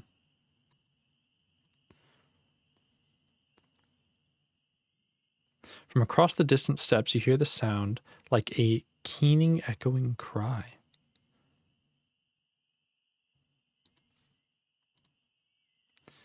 Yeah, it really wants us to push down the pillar. I don't know why.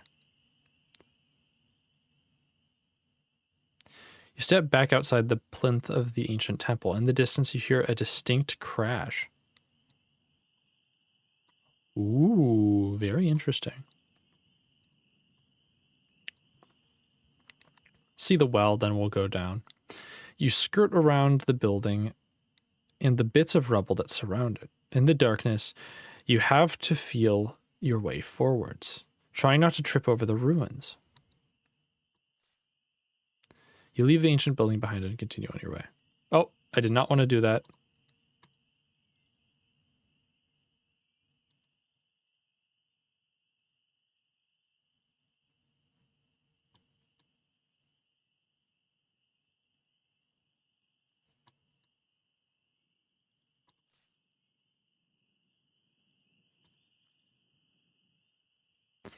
Let's eat something. There's no point. Close your eyes. You lie back down and try to forget your troubles. You toss and turn fitfully, your head on your backpack.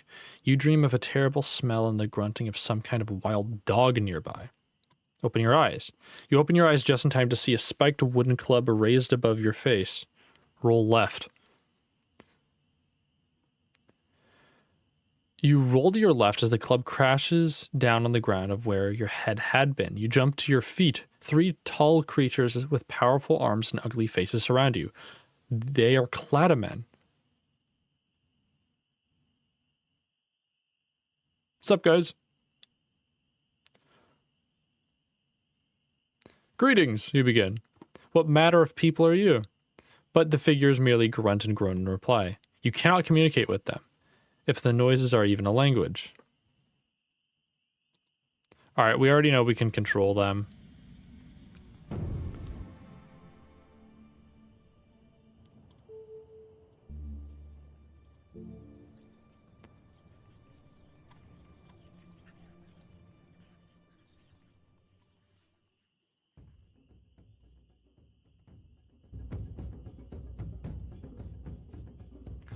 Alright.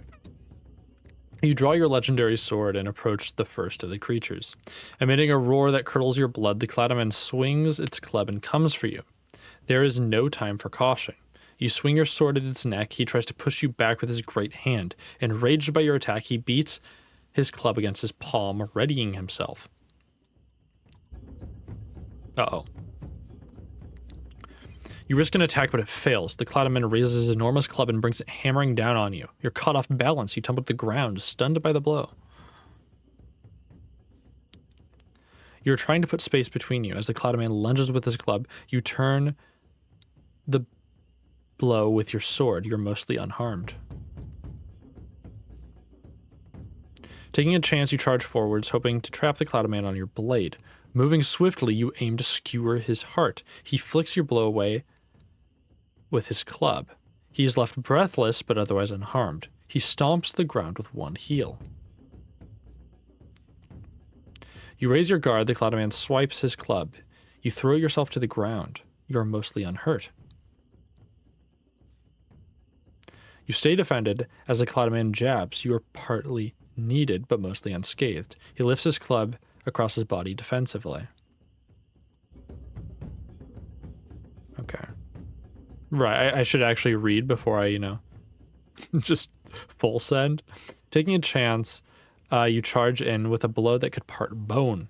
You cut into your opponent. The Clouded Man pushes your swing neatly away.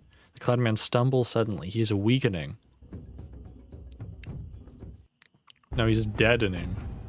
You strike again, moving quickly. You thrust a strange lunge towards his eye, then your sword slips between the Clouded Man's ribs, and he falls, gasping at last. The next Clouded Man stomps forward, dragging his club behind him in the dust. Let's do 8.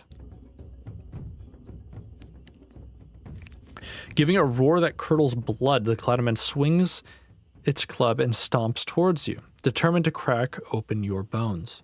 There's no time for mercy. You swing your sword for his neck. As he tries to push you back with his great hand, he staggers and groans. Enraged by your attack, he beats his club against his palm, readying himself. You strike again with a blow that could part bone from bone. You stab. The Clouded Man is exposed, club raised, and cannot defend itself. The Clouded Man's eyes are bloodshot. He's moving much slower now. You lunge forward again, teasing the brute with a passing blow, wearing him down. Then your sword slips between the Clouded Man's ribs, and he falls, gasping his last. The third Clouded Man hangs back, concern written over his stupid face. Excuse me. He begins to back away, clutching the amulet around his neck as if for protection.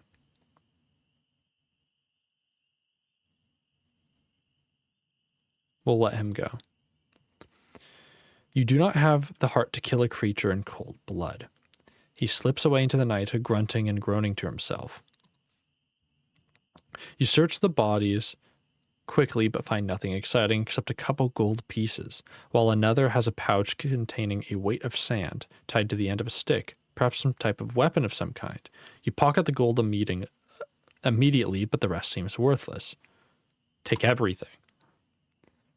You untie the pouch from the stick. There's nothing more to scavenge. You leave these foul creatures to rot and move a short distance away. To find a patch of ground that's not soaked in blood, you roll over and attempt to go back to sleep.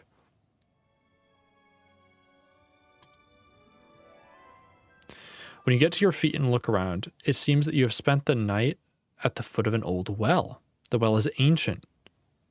The well is an ancient mud brick structure. It once had a cover, but is long since rotted. But the metal winch handle is still in place, and an old bucket on a rope hangs from it.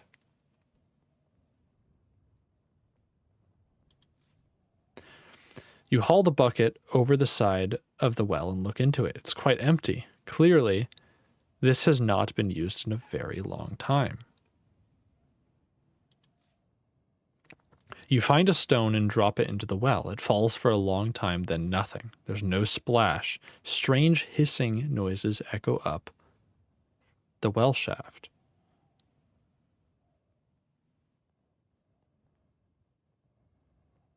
Sounds like there's a serpent down there. We might have to go down.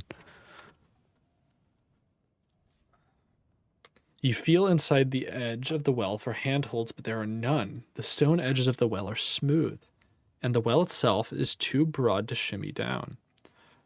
For the best, no doubt, it would be a dark place in which to die. We can Zen.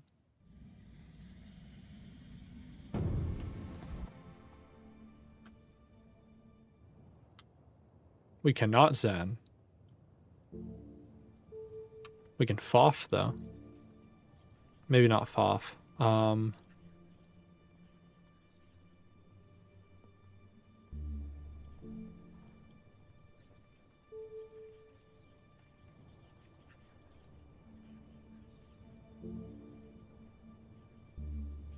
Maybe Fall? You cast the spell, lightening your body to a mere fraction of normal.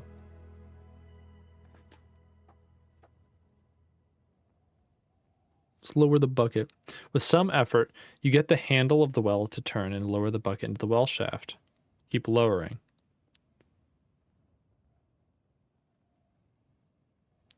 I'm going to float down the well now. Your weight is reduced to almost nothing. You clamber into the well and guide yourself down with your fingertips. Halfway down the well, something shimmers in the stone wall of the shaft. It's a seam of gemstones. You hold your position close by the crystal and the rock, fingers and toes outstretched. I'm going to use the Analan sword to dig out the crystals. Using your old sword awkwardly, in the narrow confines of the well shaft, you dig out a fistful of gems out of the wall and the shaft. You cannot catch them all, and they fall, but thankfully land in the bucket a short distance below you. You've blunted the edge of your blade in the process, however. You keep digging, hoping to get even more crystals from the rock wall, and you do, getting several crystals the size of skulls, but then your spell wears off. The rope begins to groan and you start to spin violently. It's unraveling. There's nothing you can do to stop it now. It snaps and you fall, hitting the bucket below. Not saved. Goddamn. Bro. Okay. In the well. All right, we can't be greedy.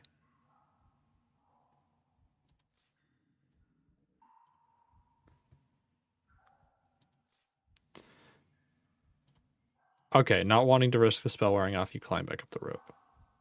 You pull yourself over the edge and just in time, you land into the dust heavily, feeling your weight return. You turn to the old creaking handle and raising the bucket up the shaft. Look in the bucket. The bottom of the bucket is filled with uncut gemstones and glittering rock. This haul must be worth scores of gold pieces. You scoop the gems from the pocket and pour them gleefully into your money pouch. An excellent find. The gems are an assortment of different types of stones.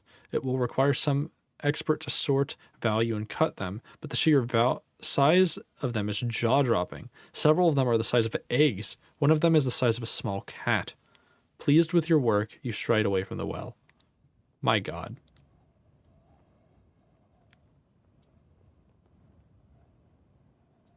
Okay, let's explore outside.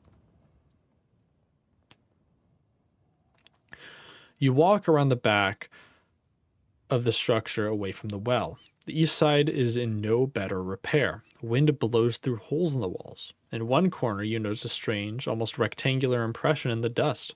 Suddenly, without warning, one of the pillars holding up the roof of the temple shears. The whole structure is sliding down on top of you. Dodge back.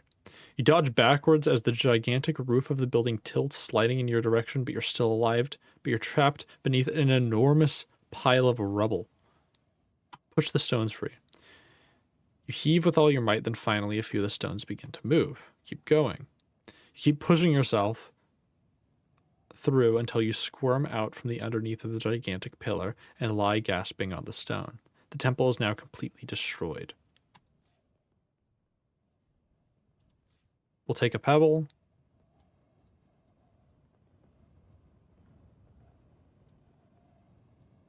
Okay, I guess we can't go down inside of here. That sucks. Bruh, okay. There's nothing more to be done here. You leave the ancient building behind and continue on your way. You must reach Ilyanka and the road to Lower Zaman. Every passing day brings danger. Okay.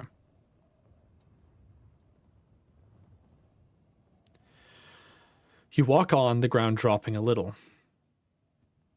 The rising wind tugs at your hair and cloak. You notice something white, stark against the gray of the dust. You wipe away the dust from the object. It is short, dirty, white, and gently curved. Dig up the item. You dig around the object and find two similar objects to the left and right of it. They lie in parallel in the dirt. You squat down on your heels and dig in the dirt more. Eventually, you uncover three short white rods. At that moment, it becomes obvious that they are finger bones of a hand, clenched into a fist. The fist points upward as though the owner had been buried standing upright in the soil.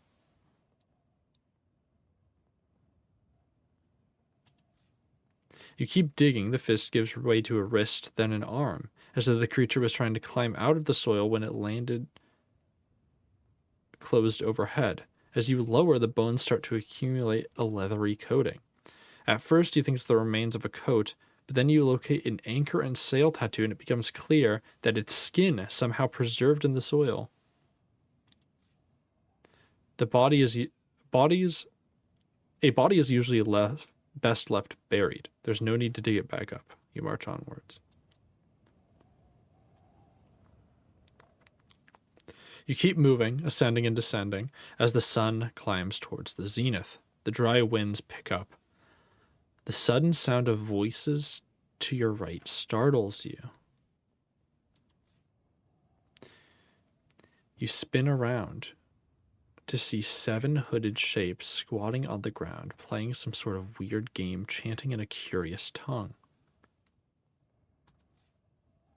You rub your eyes in disbelief. The figures shimmer, and it seems you can see through them. And they were certainly not here a moment before. One of them raises its head and stares at you, which calls you by name. "We have awaited for you," it breathes. "You have made good time to us. We are the 7 spirits. Come join us." You raise your eye to the heavens, but there's nothing there. Strange. You've heard rumors of spots where no stars are in alignment, but you've never found one before. The figures beckon you towards them, to the very center of this magical darkness. Something's wrong. Without your magic, you feel exposed. You hurry across the plains, and the voices of the spirits are ringing at your heels. I don't trust that shit. You fall into a steady pace as you walk, climbing slightly. It's hot now. You're starting to sweat under your cloak. You approach the edge of the mountain and the base of an old stone tower, carved from the cliff face itself. From the battlements of the tower protrudes a strange brass cylinder. Nestled between stones is a half-rotten closed wood door. You try the door to the tower. It's locked, but the wood is ancient and rotten. It could most likely be easily broken. Nah. We'll unlock it.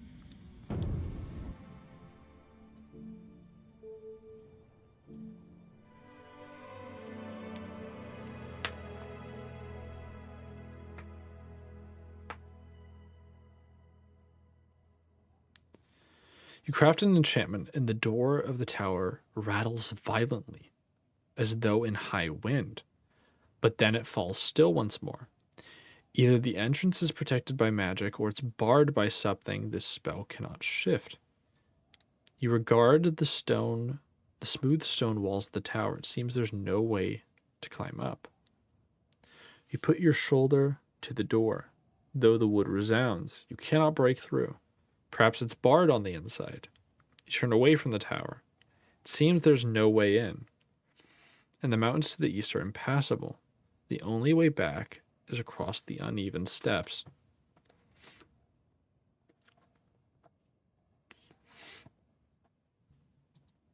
Okay. Fuck, so I gotta do a lot of backtracking. I think I do have to waste some of my food.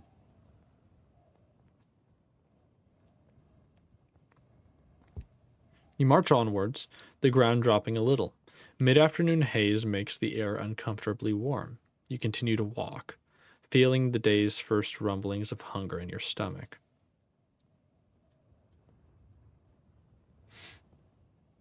You walk on, ascending and descending. The afternoon is drawing on. The scrubland is broken, quite suddenly, by a small, waist-high post to which is nailed a written notice. You pause to read the sign. The writing is crabby and difficult, but you slowly decipher it.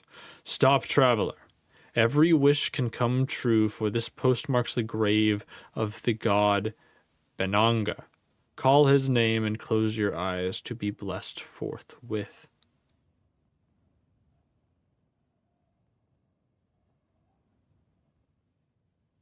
That's suspect.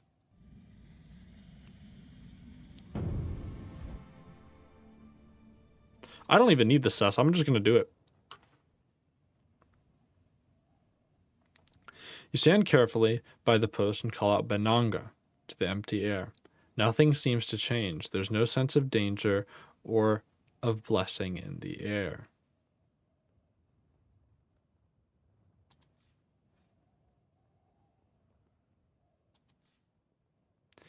You wait, keeping a careful eye open on the plains in all directions. Nothing is happening. You close your eyes as the note instructed. Nothing happens. You sense no danger. Wait. You call out the name again, but there's no response. Then you feel something move underneath your feet. Jump aside. I don't trust this. You step away from the post just as the ground beneath the post gives way and collapses into the earth. You've avoided falling into a trap by mere moments. You peer down into the side of the pit. At the bottom is a small badu beetle. A small badu beetle is burrowing, and it works with its soft mandibles to fill the pit with sand once more. Beetle's gone. Leaning over the edge of the pit, you're able to reach down and stab with your sword. The tip of the blade pierces the beetle's soft, young carapace. It dies swiftly, green oozing blood into the sands of the pit. You leave the side of the pit and stride forwards.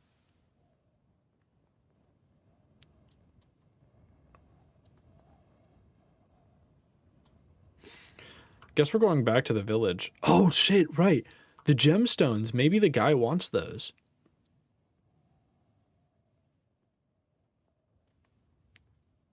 You keep moving, climbing slightly. The evening is drawing in. To the southeast, a huge mountaintop rises, its peak dusted with snow. It is the southern extent of the Horns of Ilyanka. Set into the slope is the tower you visited earlier. Despite its size, it now looks like a flea on a palm leaf. You continue your journey.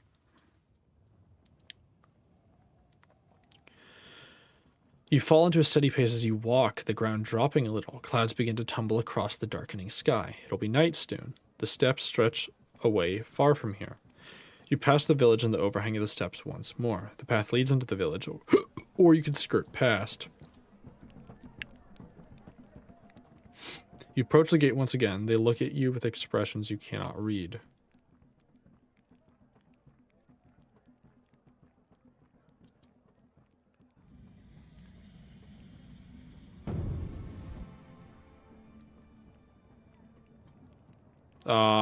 How can we... I don't have a jewel of gold. We can't use big again.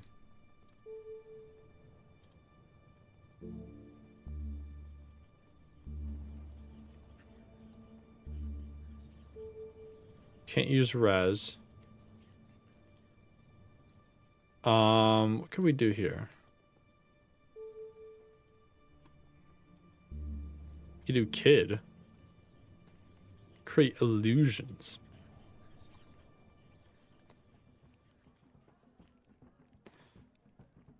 Let's pay to enter. You hand over 3 gold pieces. The cloud man nearest to you seems to love the shininess and takes the coins. The other stands aside to let you pass. They do not speak.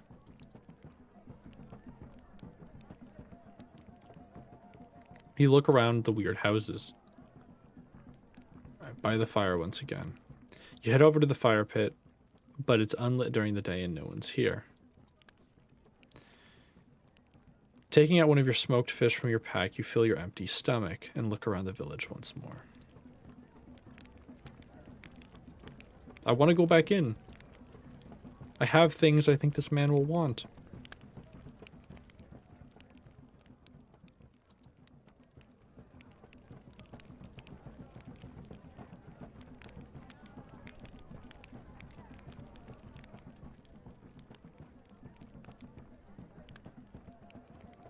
Can I just not?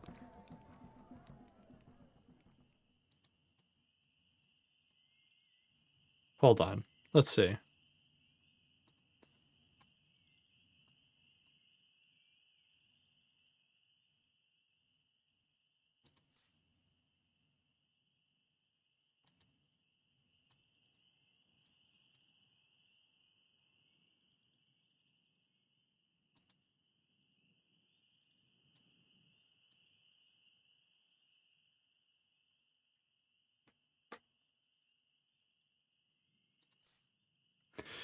All right. You return to the fire where a pig is roasting. You take a moment to simply rest and stare into the fire. You feel the stupidness of this place sinking into your bones in relaxing fashion.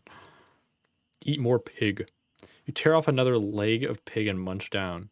The Cloudamen seem content. Presumably, living so close to the forest, they have a good supply of creatures to hunt. You stand and take your leave from the fire.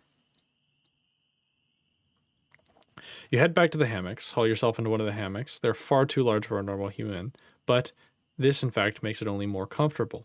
It ensures there's enough room for your pack. Eat something more. You eat the cooked fish and feel better for it. Then you stretch out and rest. You feel untouched by danger here, and your slumber is unbroken by dreams.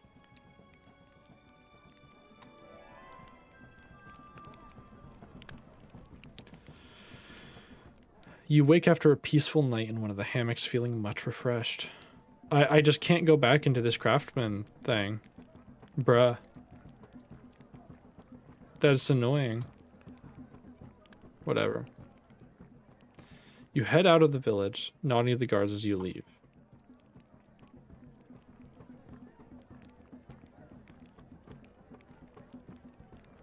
Okay. So what do we do then? Because I think our only option is to... Our only option is to go to this other tower here and ruin all of our rations. So let's just take the scenic route, honestly. You head towards the tree line. The dark, gloomy forest of Snada... I clicked off. The dark, gloomy forest of Snada fills this valley to the north. The sun disappears from your view as you step into the trees. On all sides, the ancient forest looms up. The air moves a little, still icy, but fresh. You have reached the edge of the forest.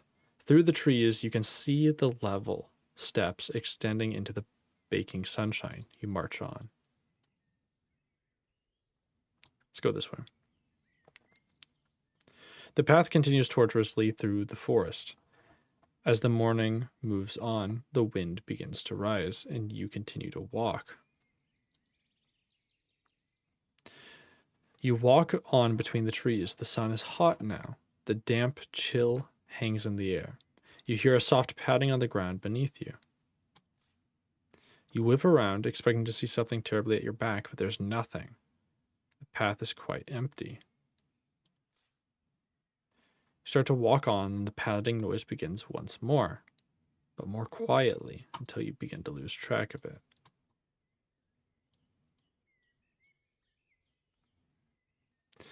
You trace what might be a path and what might be an old river through the trees of the forest. The trees shelter you from the afternoon heat.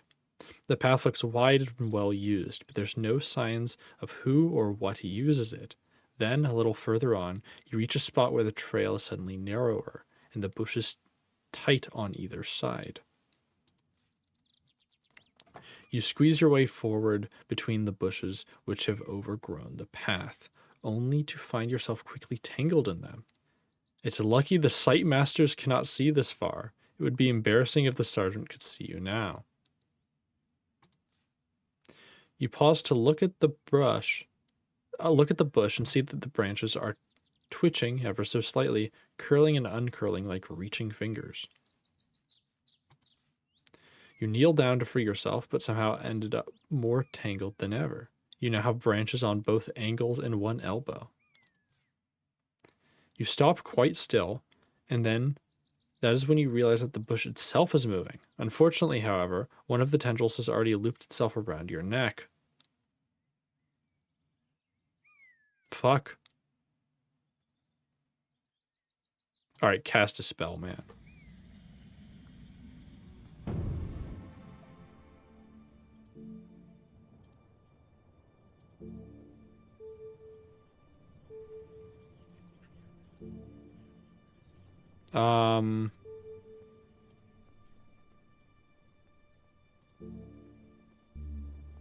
What does Nip do? Speed. We could just ask how. Or hot. Fuck it, just fireball. Why not?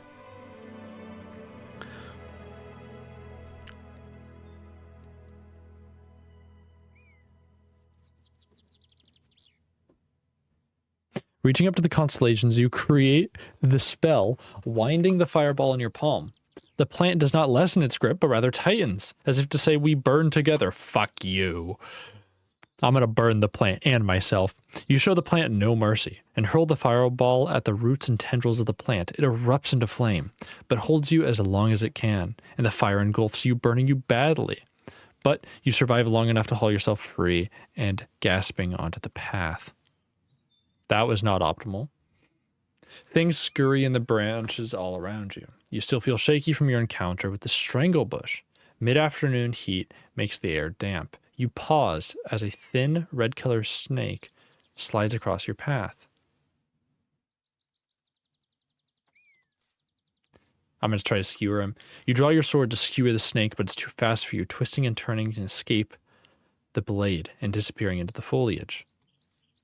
No, I want to follow it. That was a misclick.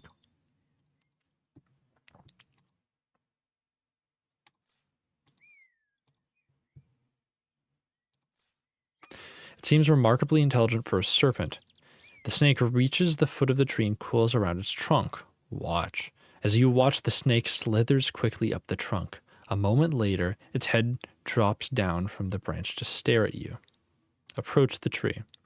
You approach the tree and catch a glimpse of a thick red band in the branches. Then suddenly the whole thing erupts into flames.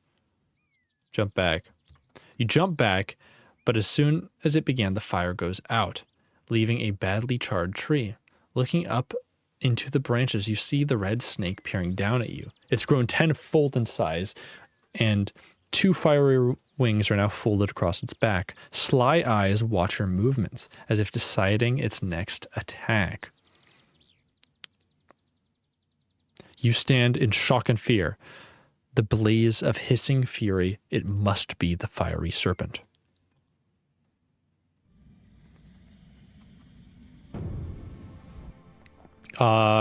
What's the spell that we need?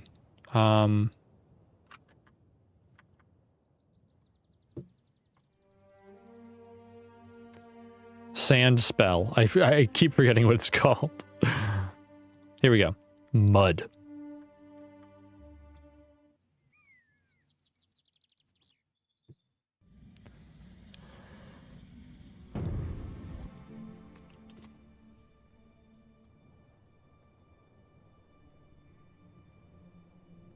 We don't have... Bro.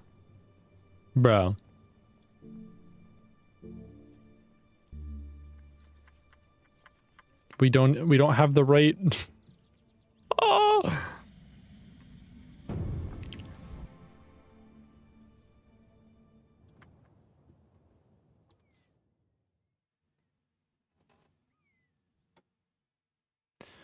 I'm gonna grab a bag of sand.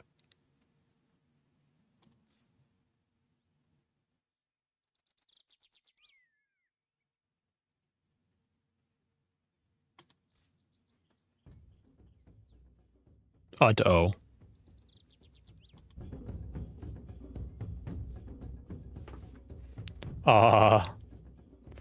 We're in bad shape here.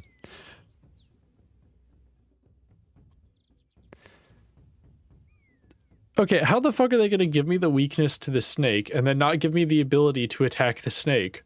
What is that? What's that horse shit? Like, are you fucking kidding me? Yeah, use the mud spell. Wait a second. Hold on. That is some fucking horse shit.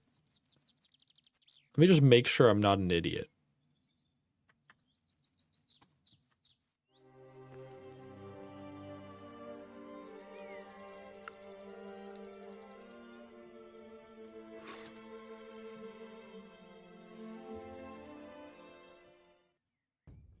Whatever.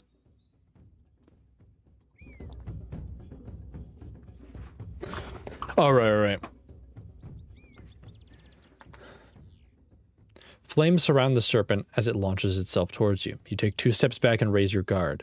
The serpent barrels forward, flying like an arrow through the air, only to crash against your defense. Fire licks the edges of the serpent's mouth. The flame around the serpent seems dull for a moment. You spin about, blade high above your head. The serpent is rearing for you. You drive your blade into its open jaw. The serpent's fire flickers. The serpent's fire grows dull. Again! Yippee! Your only hope is to keep up the attack. You do not hold back. Quick stab cuts through the serpent's scales. The fire serpent rears back, escaping the worst of the blow. A line of fire streaks along the length of the serpent. Defend. Flames lapping round the creature draw sweat from your brow. You drop back as the serpent arcs forward. Quickly sidestepping, the creature smashes into the bush behind, sending up a wall of sparks. The creature seems to flash with heat. For a moment, it seems like the creature's recovering its strength. You slice and dodge, avoiding the worst of the serpent's fiery gasp. The serpent screams in a rage, as its own strike serves to only impale it on the blade. The creature retreats a little into the trees. You take a step away. The fire serpent circles backwards. Heat rises from the creature's scales.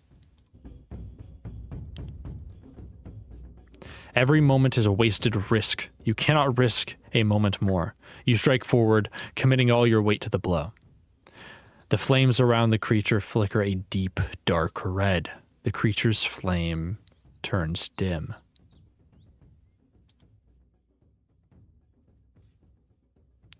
You drop a short distance from the serpent. The fire serpent arcs away. The creature flies up into the air, opening its jaws wide and baring teeth like daggers. Uh-oh.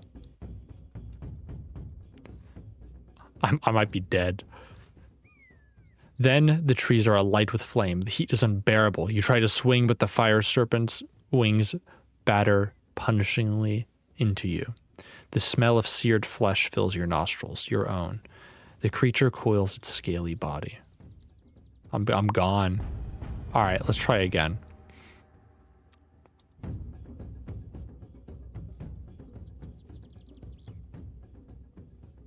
All right. I'm not going to read it this time. I'm just going to... Shit. I'm already dead again. Okay. Okay.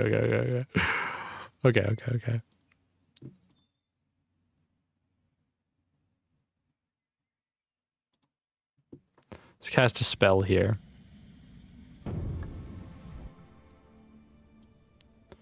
Bro, we just don't have the opportunity to mud it. Like, nowhere do we have the opportunity to mud it.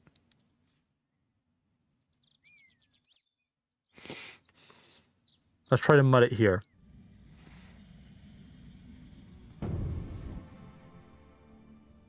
We can't mud it here either.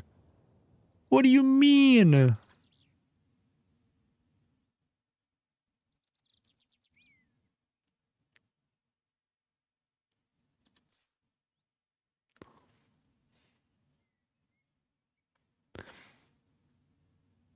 No, I don't want to let it go.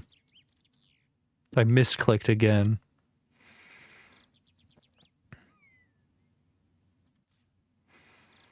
Okay.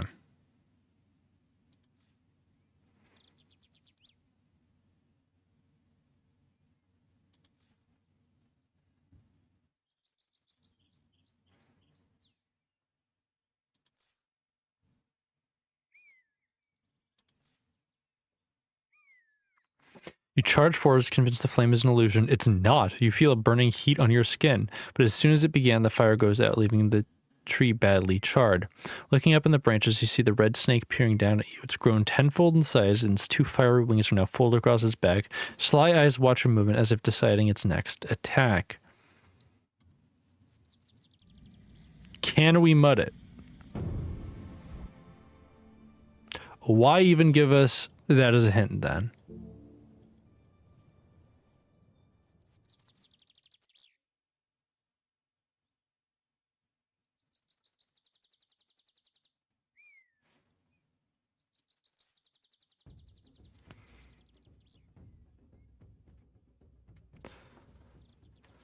I need to look into how the spell mechanic works, because sometimes you just aren't given the spells you need, and it makes no sense to me.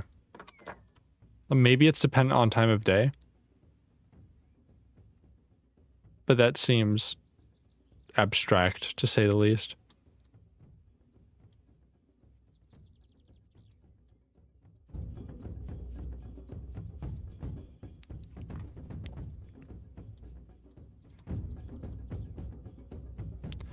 I'm not gonna read it again. I'm just gonna, like, try to blast through this fight.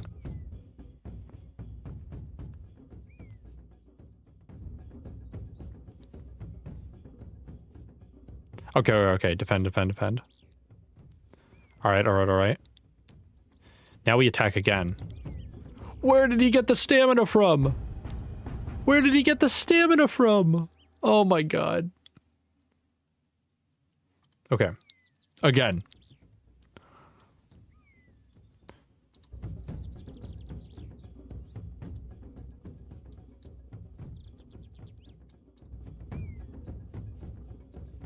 Okay, okay. We're fucking him up, we're fucking him up. Let's go for like a 5.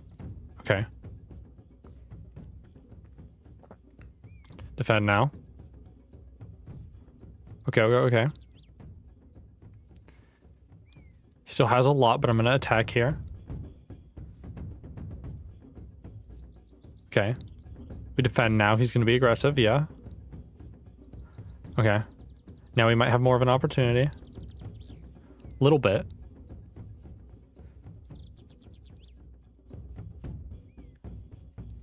Yeah, he keeps pressing the attack quite a bit. Alright, alright. It's not even, but it's... Alright, alright. He's giving us some time, he's giving us some time. Do we attack here? Yes. Okay, okay, we're winning now, we're winning. Just barely, though. Full send. Oh, marginally. Oh my god. You push forward swinging hard. The fire serpent's eyes turn coal black, and it looks up at you, questioning, helpless. In the final second before it turns into a dark, dead husk.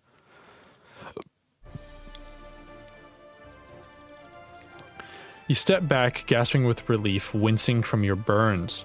Congratulations. You've defeated the first of the 7 serpents of Mampang. You feel a new spring in your step. One of the serpents has been defeated. Soon, the rest will also fall. You move on through the trees.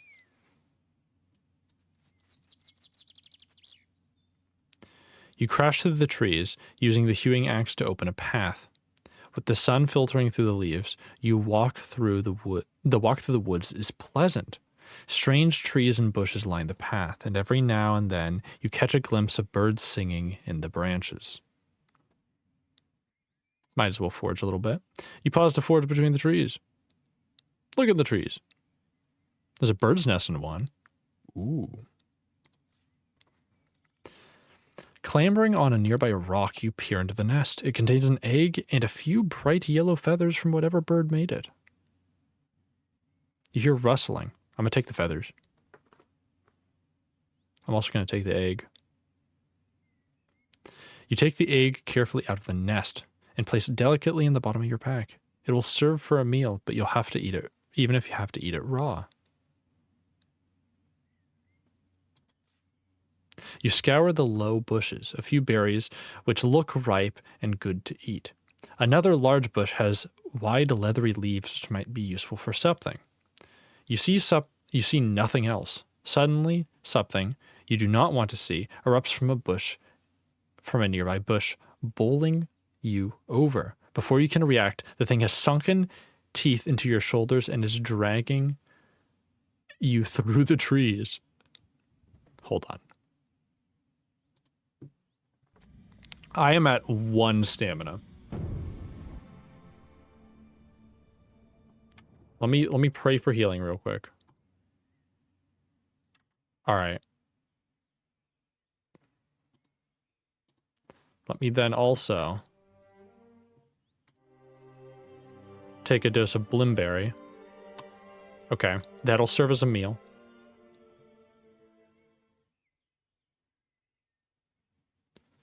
On prey to the gorilla. You close your eyes and raise a prayer to the gorilla. The effect is instant. In an instant, the creature's grip is released and you're panting for breath on the forest floor.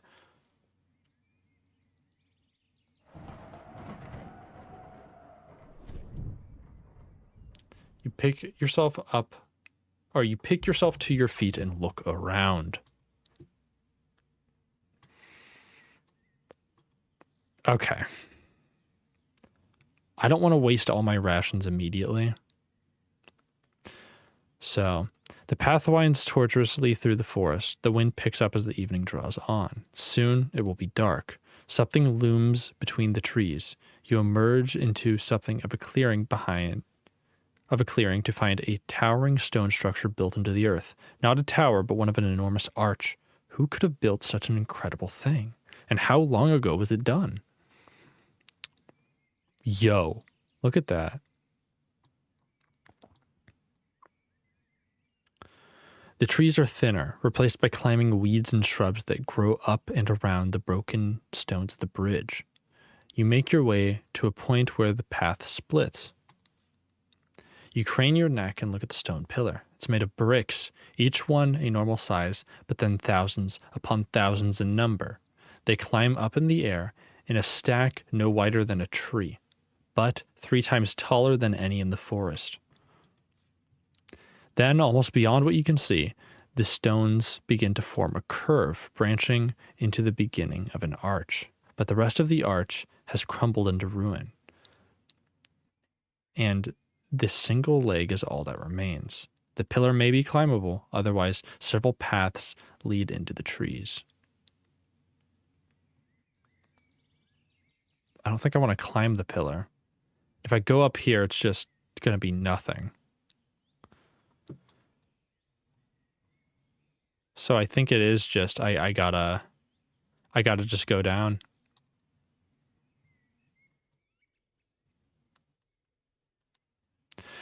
You walk on between the trees. The sun is now in its lowest quarter of the sky. Oversized cobwebs flutter in the breeze.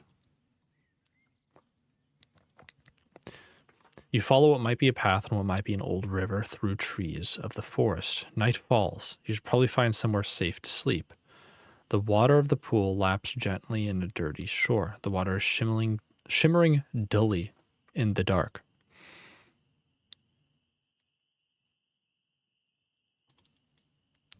Maybe I can levitate across the pond.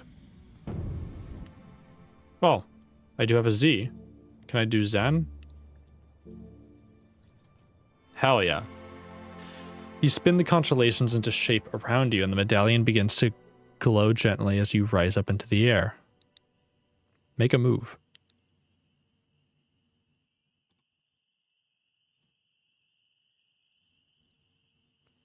You float without incident across the surface of the pool.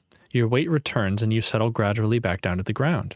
The moon crawls across the heavens like a dull pearl. Nestled in a curve of the eastern cliffs is a stone tower. It's heavily overgrown with thorny branches, and its base is almost obscured by shrubs and tangled weeds. You look up at the tower, but can make out little in the dark but for the silhouette against the dark sky. This might be a good place to shelter, however, if you can find your way inside. Cut through the branches. You heft your hewing axe and cleave quickly through the branches that surround the base of the tower. The axe's keen edge makes short work of the thorns, and you soon have cut a path to the tower's door. Something seems to rustle and move just inside the tower door. Uh-oh. You step up into the tower door and step into the shadows inside. You are met by a soft, damp smell. You enter the dark interior of the tower. Shadows loom from all sides, and though you can see nothing, there's the sense that something dominates the space.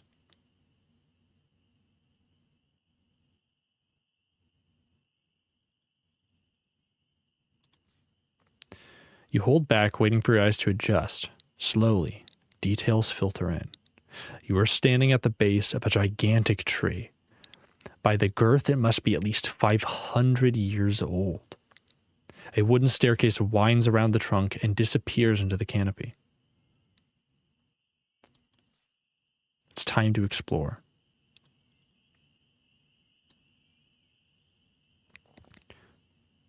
You climb the spiraling wooden stairs, picking your way up through and over the branches. The staircase passes through a split in the trunk before it reaches the top. You emerge onto a stone walkway, built in a ring that allows the tree to grow through. Resting in its branches is a brass contraption, much like those you've already seen, its gears and bearing carefully enmeshed between the limbs of the tree. As the leaves gust back and forth, something else, brass, glints from within. You reach out into the bend to see what the gleam is coming from. It's a ring, slipped over the tip of the branch. The wood has grown into the metal somewhat, suggesting the ring was placed here when the tree was somewhat younger. You stand on tiptoes and peer at the ring. Is it marked with the symbol of a serpent? Do take it. You try to work the ring back up the branch, but it's too firmly grown in. You cannot get it to move. All right, leave it. All right, here's what I can do. I can activate the beacon and adjust the beam, right?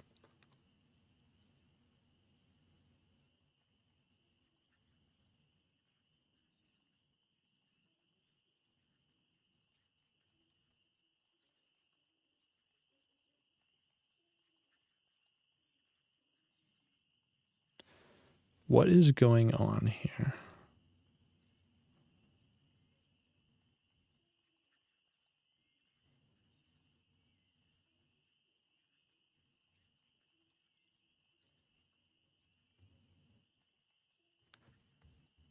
Oh, right. Okay.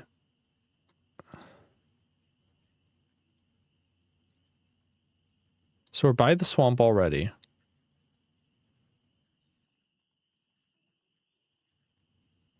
So it would make sense to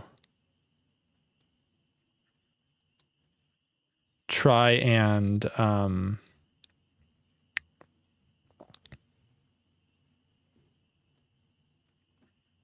would make sense to backtrack a little bit and try and figure out what the time serpent's weakness is, because that was a thing that we can do.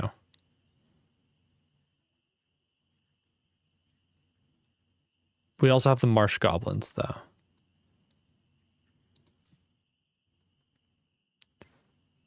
I'm gonna touch the blue crystal. And I can't teleport to that one yet.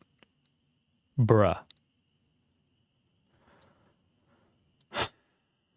Can you only teleport to ones that you've, like, entered? Is that how that works?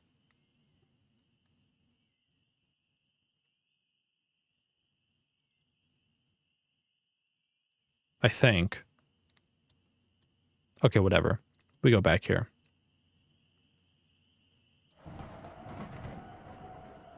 What time is it, though? The fall from the sky is just as terrifying as before, but you land safely once again. You're back on top of the southwestern stone tower. The beacon is lit, its polished crystal eye blazing.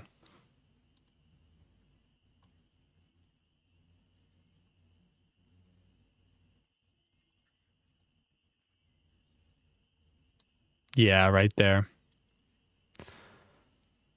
Okay. I'm gonna climb down the tower. Boop.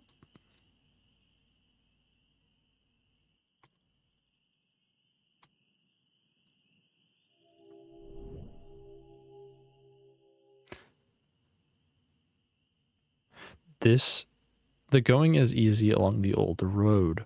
The stars are carpeting the sky. I was about to say the night sky, but that's a bit redundant.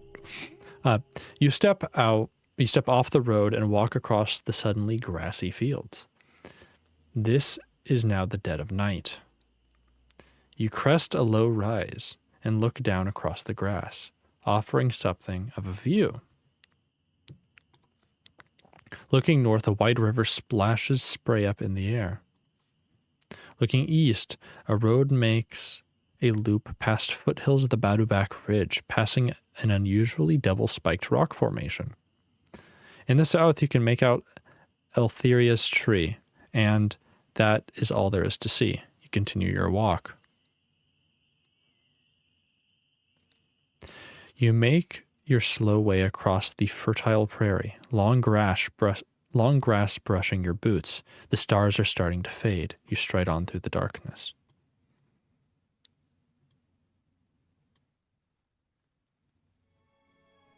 Okay. Once more, you enter the shadow of the cliffs surrounding this place. In the distance, the sun breaks over the horizon. You've been awake all night and are weaker for it. The grass meadow ends by the cliff base, and the carved stone steps that lead away from the backlands. You haul yourself up the first of the gigantic steps that leads up the cliff face. You clamber up the carved rock, then about halfway up you pause to rest near the entrance to a cave.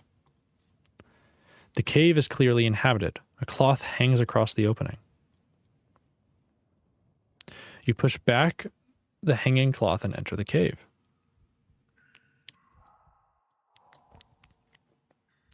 Welcome, murmurs a voice from the shadows at the far end of the space. Who's there? You call, waiting for your eyes to readjust so you can see. You hear footsteps padding towards you over sand. Then a shambling figure appears, a woman with crazed white hair, wearing rags of animal skin. You, she says with a quiet laugh. I had no idea I would see you again. Her voice is familiar from somewhere, but you've not met anyone so old since the witch above the waterfall in the Shamuntanti Hills. I recognize you. I remember your laugh. I laughed when you beat me at Mind Stones, she replies. But it was a very long time ago, of course. I was so young. I was rather in love with you, as I recall. With that, she steps forward once more, coming into the thin moonlight at the entrance of the cave. You gasp. Though this woman is old beyond imagining, you recognize her face. This is Eltheria, with whom you were playing dice only hours before. Eltheria? Poor stranger, she smiles. You must be very lost. To still be here, wandering these lands, so beautiful once, but so poisoned now.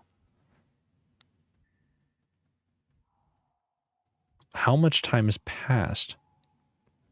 When we met, I was barely 16. Now, let me see, I suppose I am 113, if you don't count the years I spent as an eagle. She shrugs sadly. But welcome, all the same. Perhaps you are thirsty. From a corner of the cave, she produces a jug, which has been catching water dripping down the stone.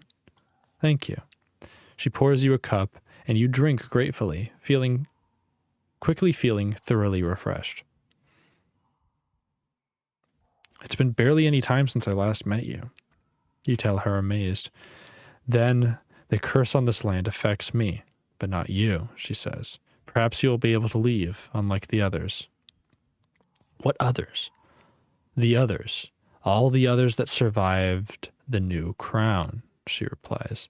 They wander the wilderness in circles, lost, endlessly repeating themselves, quite unstuck. Can you tell me about the 7 serpents? You ask. Eltheria looks surprised. 7 serpents. Suddenly, her face is alive with activity. She hobbles back through the depth of the cave and returns, returning a moment later, clicking her fingers. I've seen this. I've seen of this in the stars.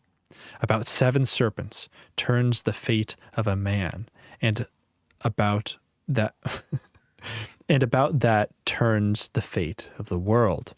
But I thought the 7 serpents were stars. She points up. She points. Up there. The 7 serpents are real. They're most powerful, she replies, but are all but indestructible.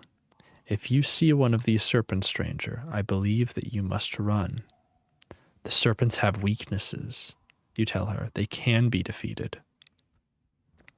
She tilts her head. Such bravery, such foolishness, she murmurs. You must know them to kill them, but to know them is to be killed by them. She shakes her head. And this whole land turns on this. So the whole land must surely fall. The woman coughs. You're a sorcerer, are you not? I am. She nods. There is a secret, known only to the most powerful sorcerers in this land. The sorcerers of the fortress know it, I am sure, but they've tried to keep it secret. Would you like to hear it? Indeed I would. You reply with a nod. Eltheria nods in return. It is said, you see, that sorcery is unstoppably powerful. The sorcerers tell us that magic controls the world's very warp and weft, that once woven a spell cannot be unwound. The claim is bold, but I have learned that it's also untrue. So magic can be undone. Magic, some magic, perhaps all magic can be countered, just as the parrying blade can stop a sword. I have discovered one such counterspell already. The spell of healing is countered by that of the spell of fireball. I believe if one can recognize the spell being cast, and one knows the form, then one can prevent the spell that can be with the cast of the other. What about the most powerful spells? I have not tested it, but yes, perhaps even the most powerful spell could be undone. As she speaks, she draws a shape in the air, a horizontal line, a diagonal, then another line. It is the letter Z. How can I cross the backlands? You ask. I have tried to travel north, but the ground is cracked, and there's no way beyond it. There was a bridge, a river, she replies, a grand bridge, quite ancient. I used to climb it and drop sticks over one side. What happened to it? This land is lost. The very soil has been cursed, and all who walk on it are victim. I stay in my cave now, but that doesn't do much good. The woman sits down quite suddenly in a state of despair. You approach her, hoping to console her, but she does not react to your presence. She does not even blink. The woman murmurs softly to herself. You glance around the cave. Eltheria has few possessions to speak of, but your interest is taken more by that of the dust that covers the floor. Stone dust can be very valuable for magic. All right, give me some of that stone dust.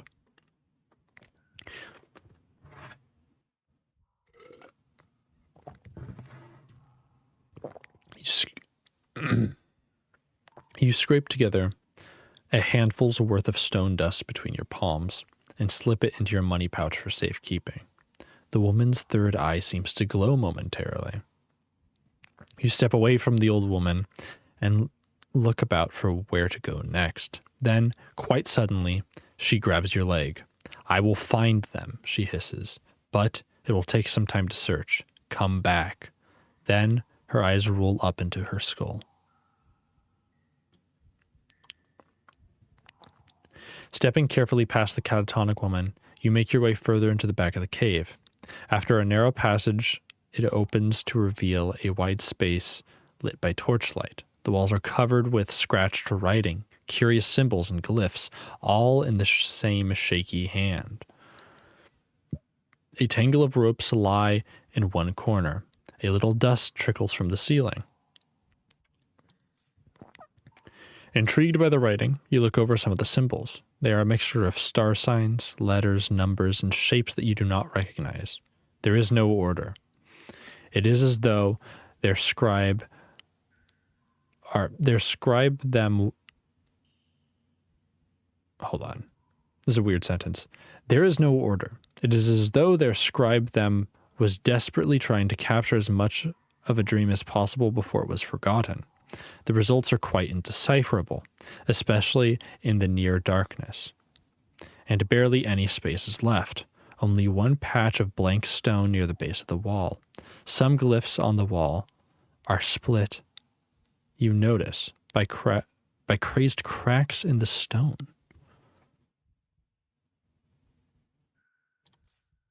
You turn your attention to the cracks in the walls themselves. It is as though the cliff itself is slowly shearing apart.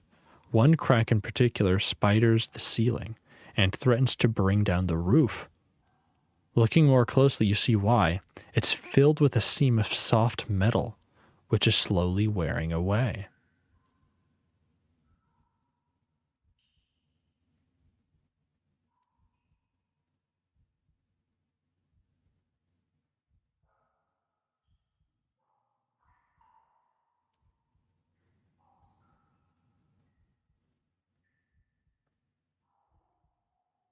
Huh.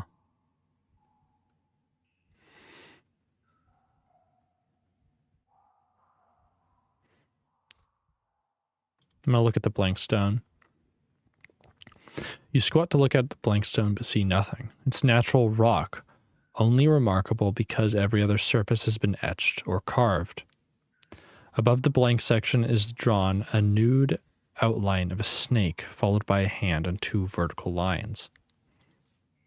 You go over to the bundle of ropes and unravel it to discover it is in fact a sturdy rope ladder.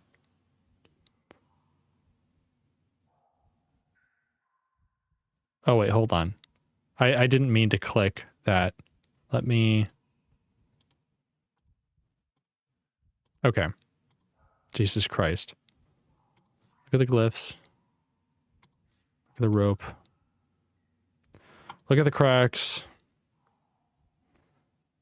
Look at the ropes. All right. You bundle it up and put it into your pack. You just steal it from her. Why?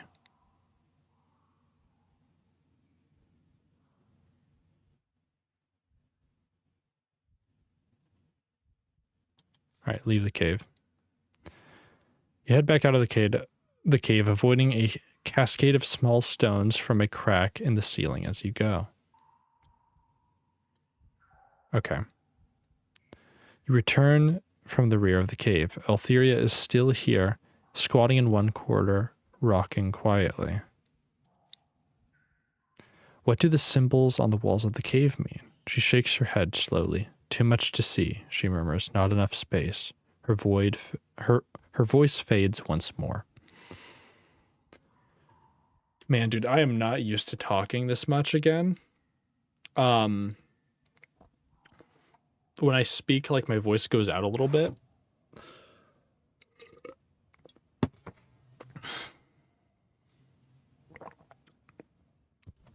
So I think we might end it here soon. The steps continue in both directions. Otherwise, you could return to the cave. All right. We climb back down.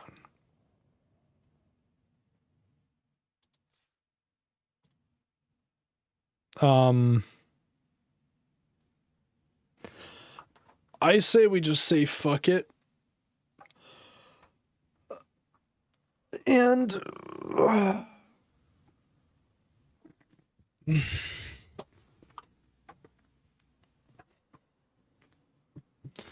just say fuck it, go up here. I mean, we could readjust this just to make sure. Yeah, let's readjust it. Beginning to feel hungry. Very epic. Don't care. You carry on trampling across the lush prairie. Birds wheel overhead. Heat beats down from a cloudless sky. You march onwards. You are beginning to feel hungry. So neat. Let me eat then. All right.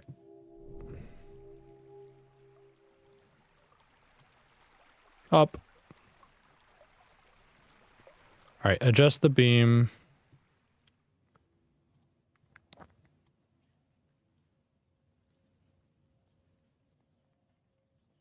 That does literally nothing.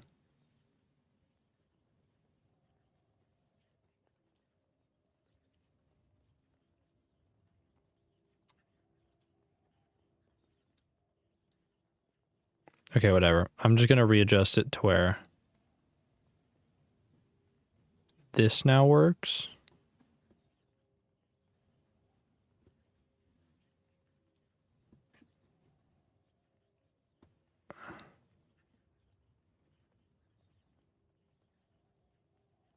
Yeah, we'll do that. Then we'll climb down. Okay, neat.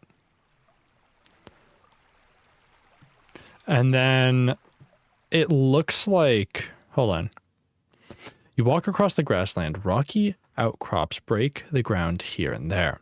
And as the trail rises, you are soon walking on bare stone. The sun has almost set and the sky has turned a deep purple. Soon it will be dark.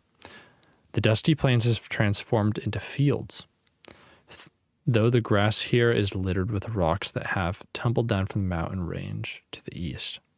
From somewhere close at hand, a strange whistling noise catches your attention. The sound is coming from the other side of a large rock. It seems steady enough, the sound of ever-running wind. You peer around the rock, and a strange sight greets you. Whether a living creature or a freak of weather you cannot tell, but hovering a short way above the ground is a swirling twist of air, trapped in a cove formed by the rock. A small fly buzzes over the head of the whirlwind. A moment later, it's sucked in and disappears from sight.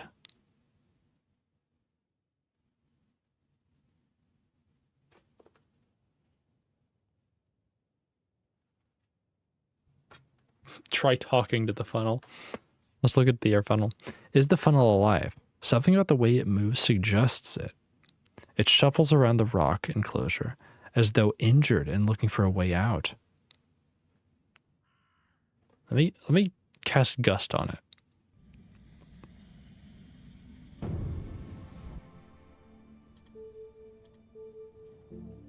Not Gob. God damn it.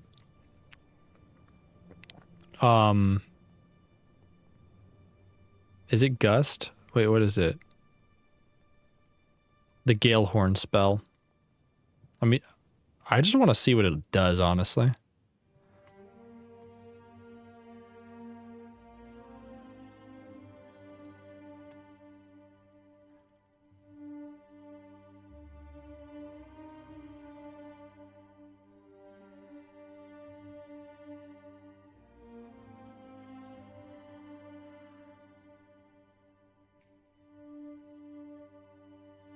I can't even find it.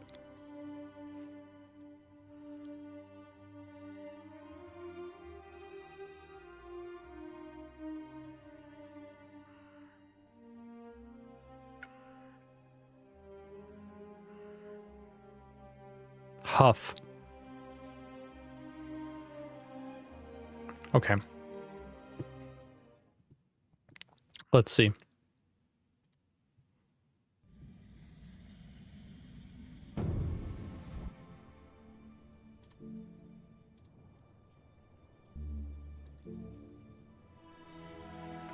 You cast the spell, lifting the gale horn and blowing a loud note. The wind catches the whirlwind and makes it spin faster and faster, until it is all but drilling into the earth below, but the winds do not seem strong enough to dissipate it.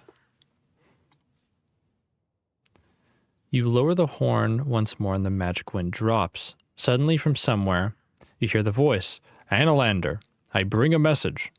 Look up. You look up and to your right, scouring the rock face until you spy a small boy leaping from the stone, like a goat. "I bring a message from Shadrach the Hermit." What message? He calls back to you, suspicious. "The fire serpent is following you. He's going to attack you while you sleep." Shadrach foresaw it. The boy is scaled halfway down the mountainside by now and is just above the whirlpool and the rocks. He is about to jump. Wait.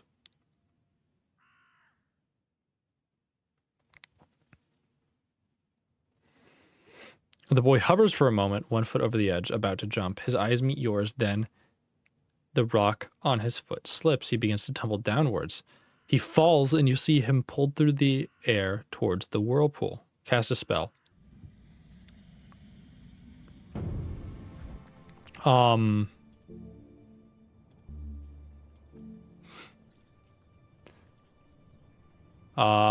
do we want to do? Let's try Huff again. Okay. Looking through the stars, you craft the magic, placing your gale horn to your lips and playing a clear tone. The wind blows the falling boy sharply backwards away from the whirlpool. He lands a little way down the path, momentarily stunned. Then he is standing at your feet and running towards you. Thank you, he breathes. What is that thing? I don't know. But it does not look safe. The boy chuckles, clearly untroubled, about how close he came to being sucked into the whirl. Shadrach told me everything. He checks things off his fingers as he speaks. The fire serpent doesn't like sand, the water serpent doesn't like oil, and the moon serpent, the boy racks his brain, is scared of the dark. He's scared of fire, the boy replies. They are strange beasts, these serpents. Anything else? You demand? The boy shrugs. Only good luck. He says you'll need it because the Archmage will want to kill you very fast once you reach the walls of Mampang, he pales. I don't think that was part of the message. And then with that, he's running away out of sight into the mists of the plain.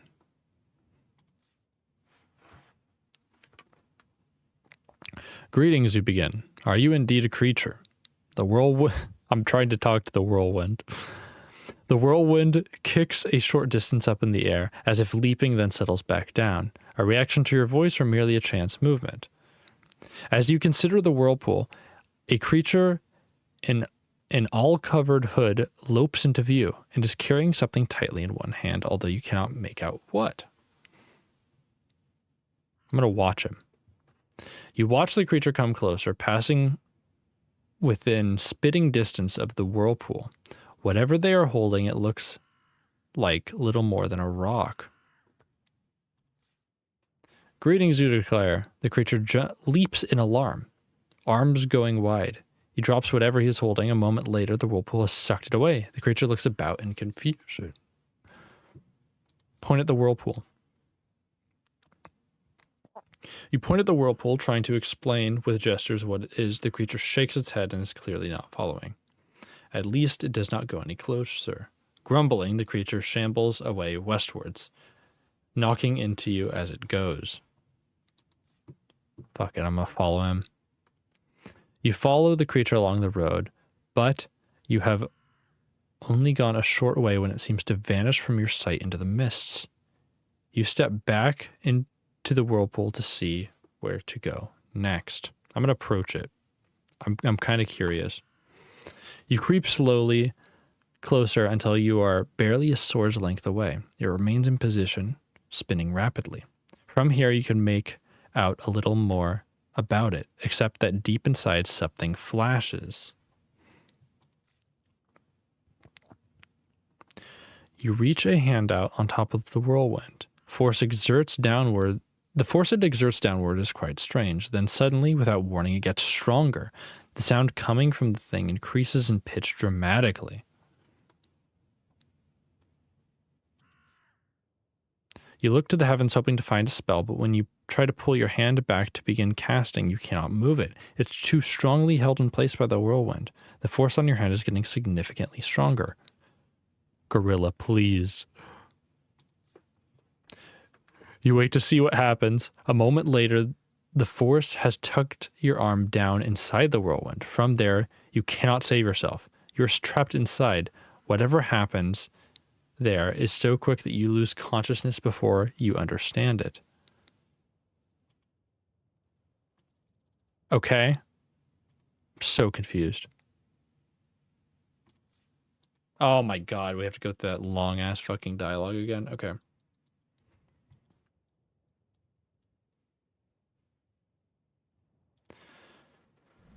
Let me try to find something that counters it. Mud.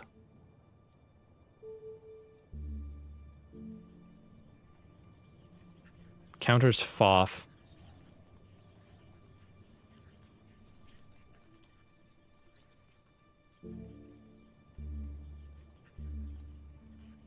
I don't have a green-haired wig. Don't think there's any point in summoning a giant.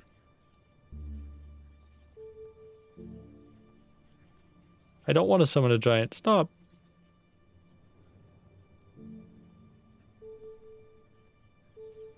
Find safe passage. I don't think that's going to do much of anything.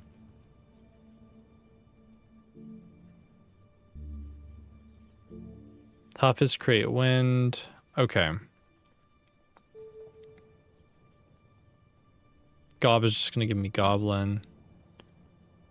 Yeah, bespeak all tongues, which probably would be useful here, but I don't have the stuff for that.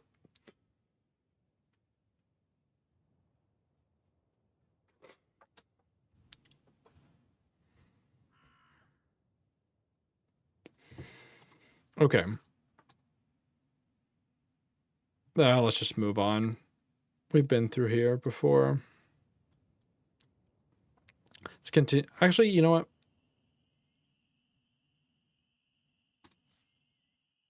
Here's what I'm going to do. I'm going to stop it for right now. We might pick this up on Wednesday. We might do something else on Wednesday. I haven't decided yet. But I grow tired. I grow tired. And hungry. Mainly hungry. So I'll probably see you guys then. I might stream tomorrow. We'll see if I'm feeling up to it. But otherwise, that would be a surprise stream if it happened. No promises. But Monday, Wednesday, Friday, 2 p.m. are basically like, yeah. Those happen for sure.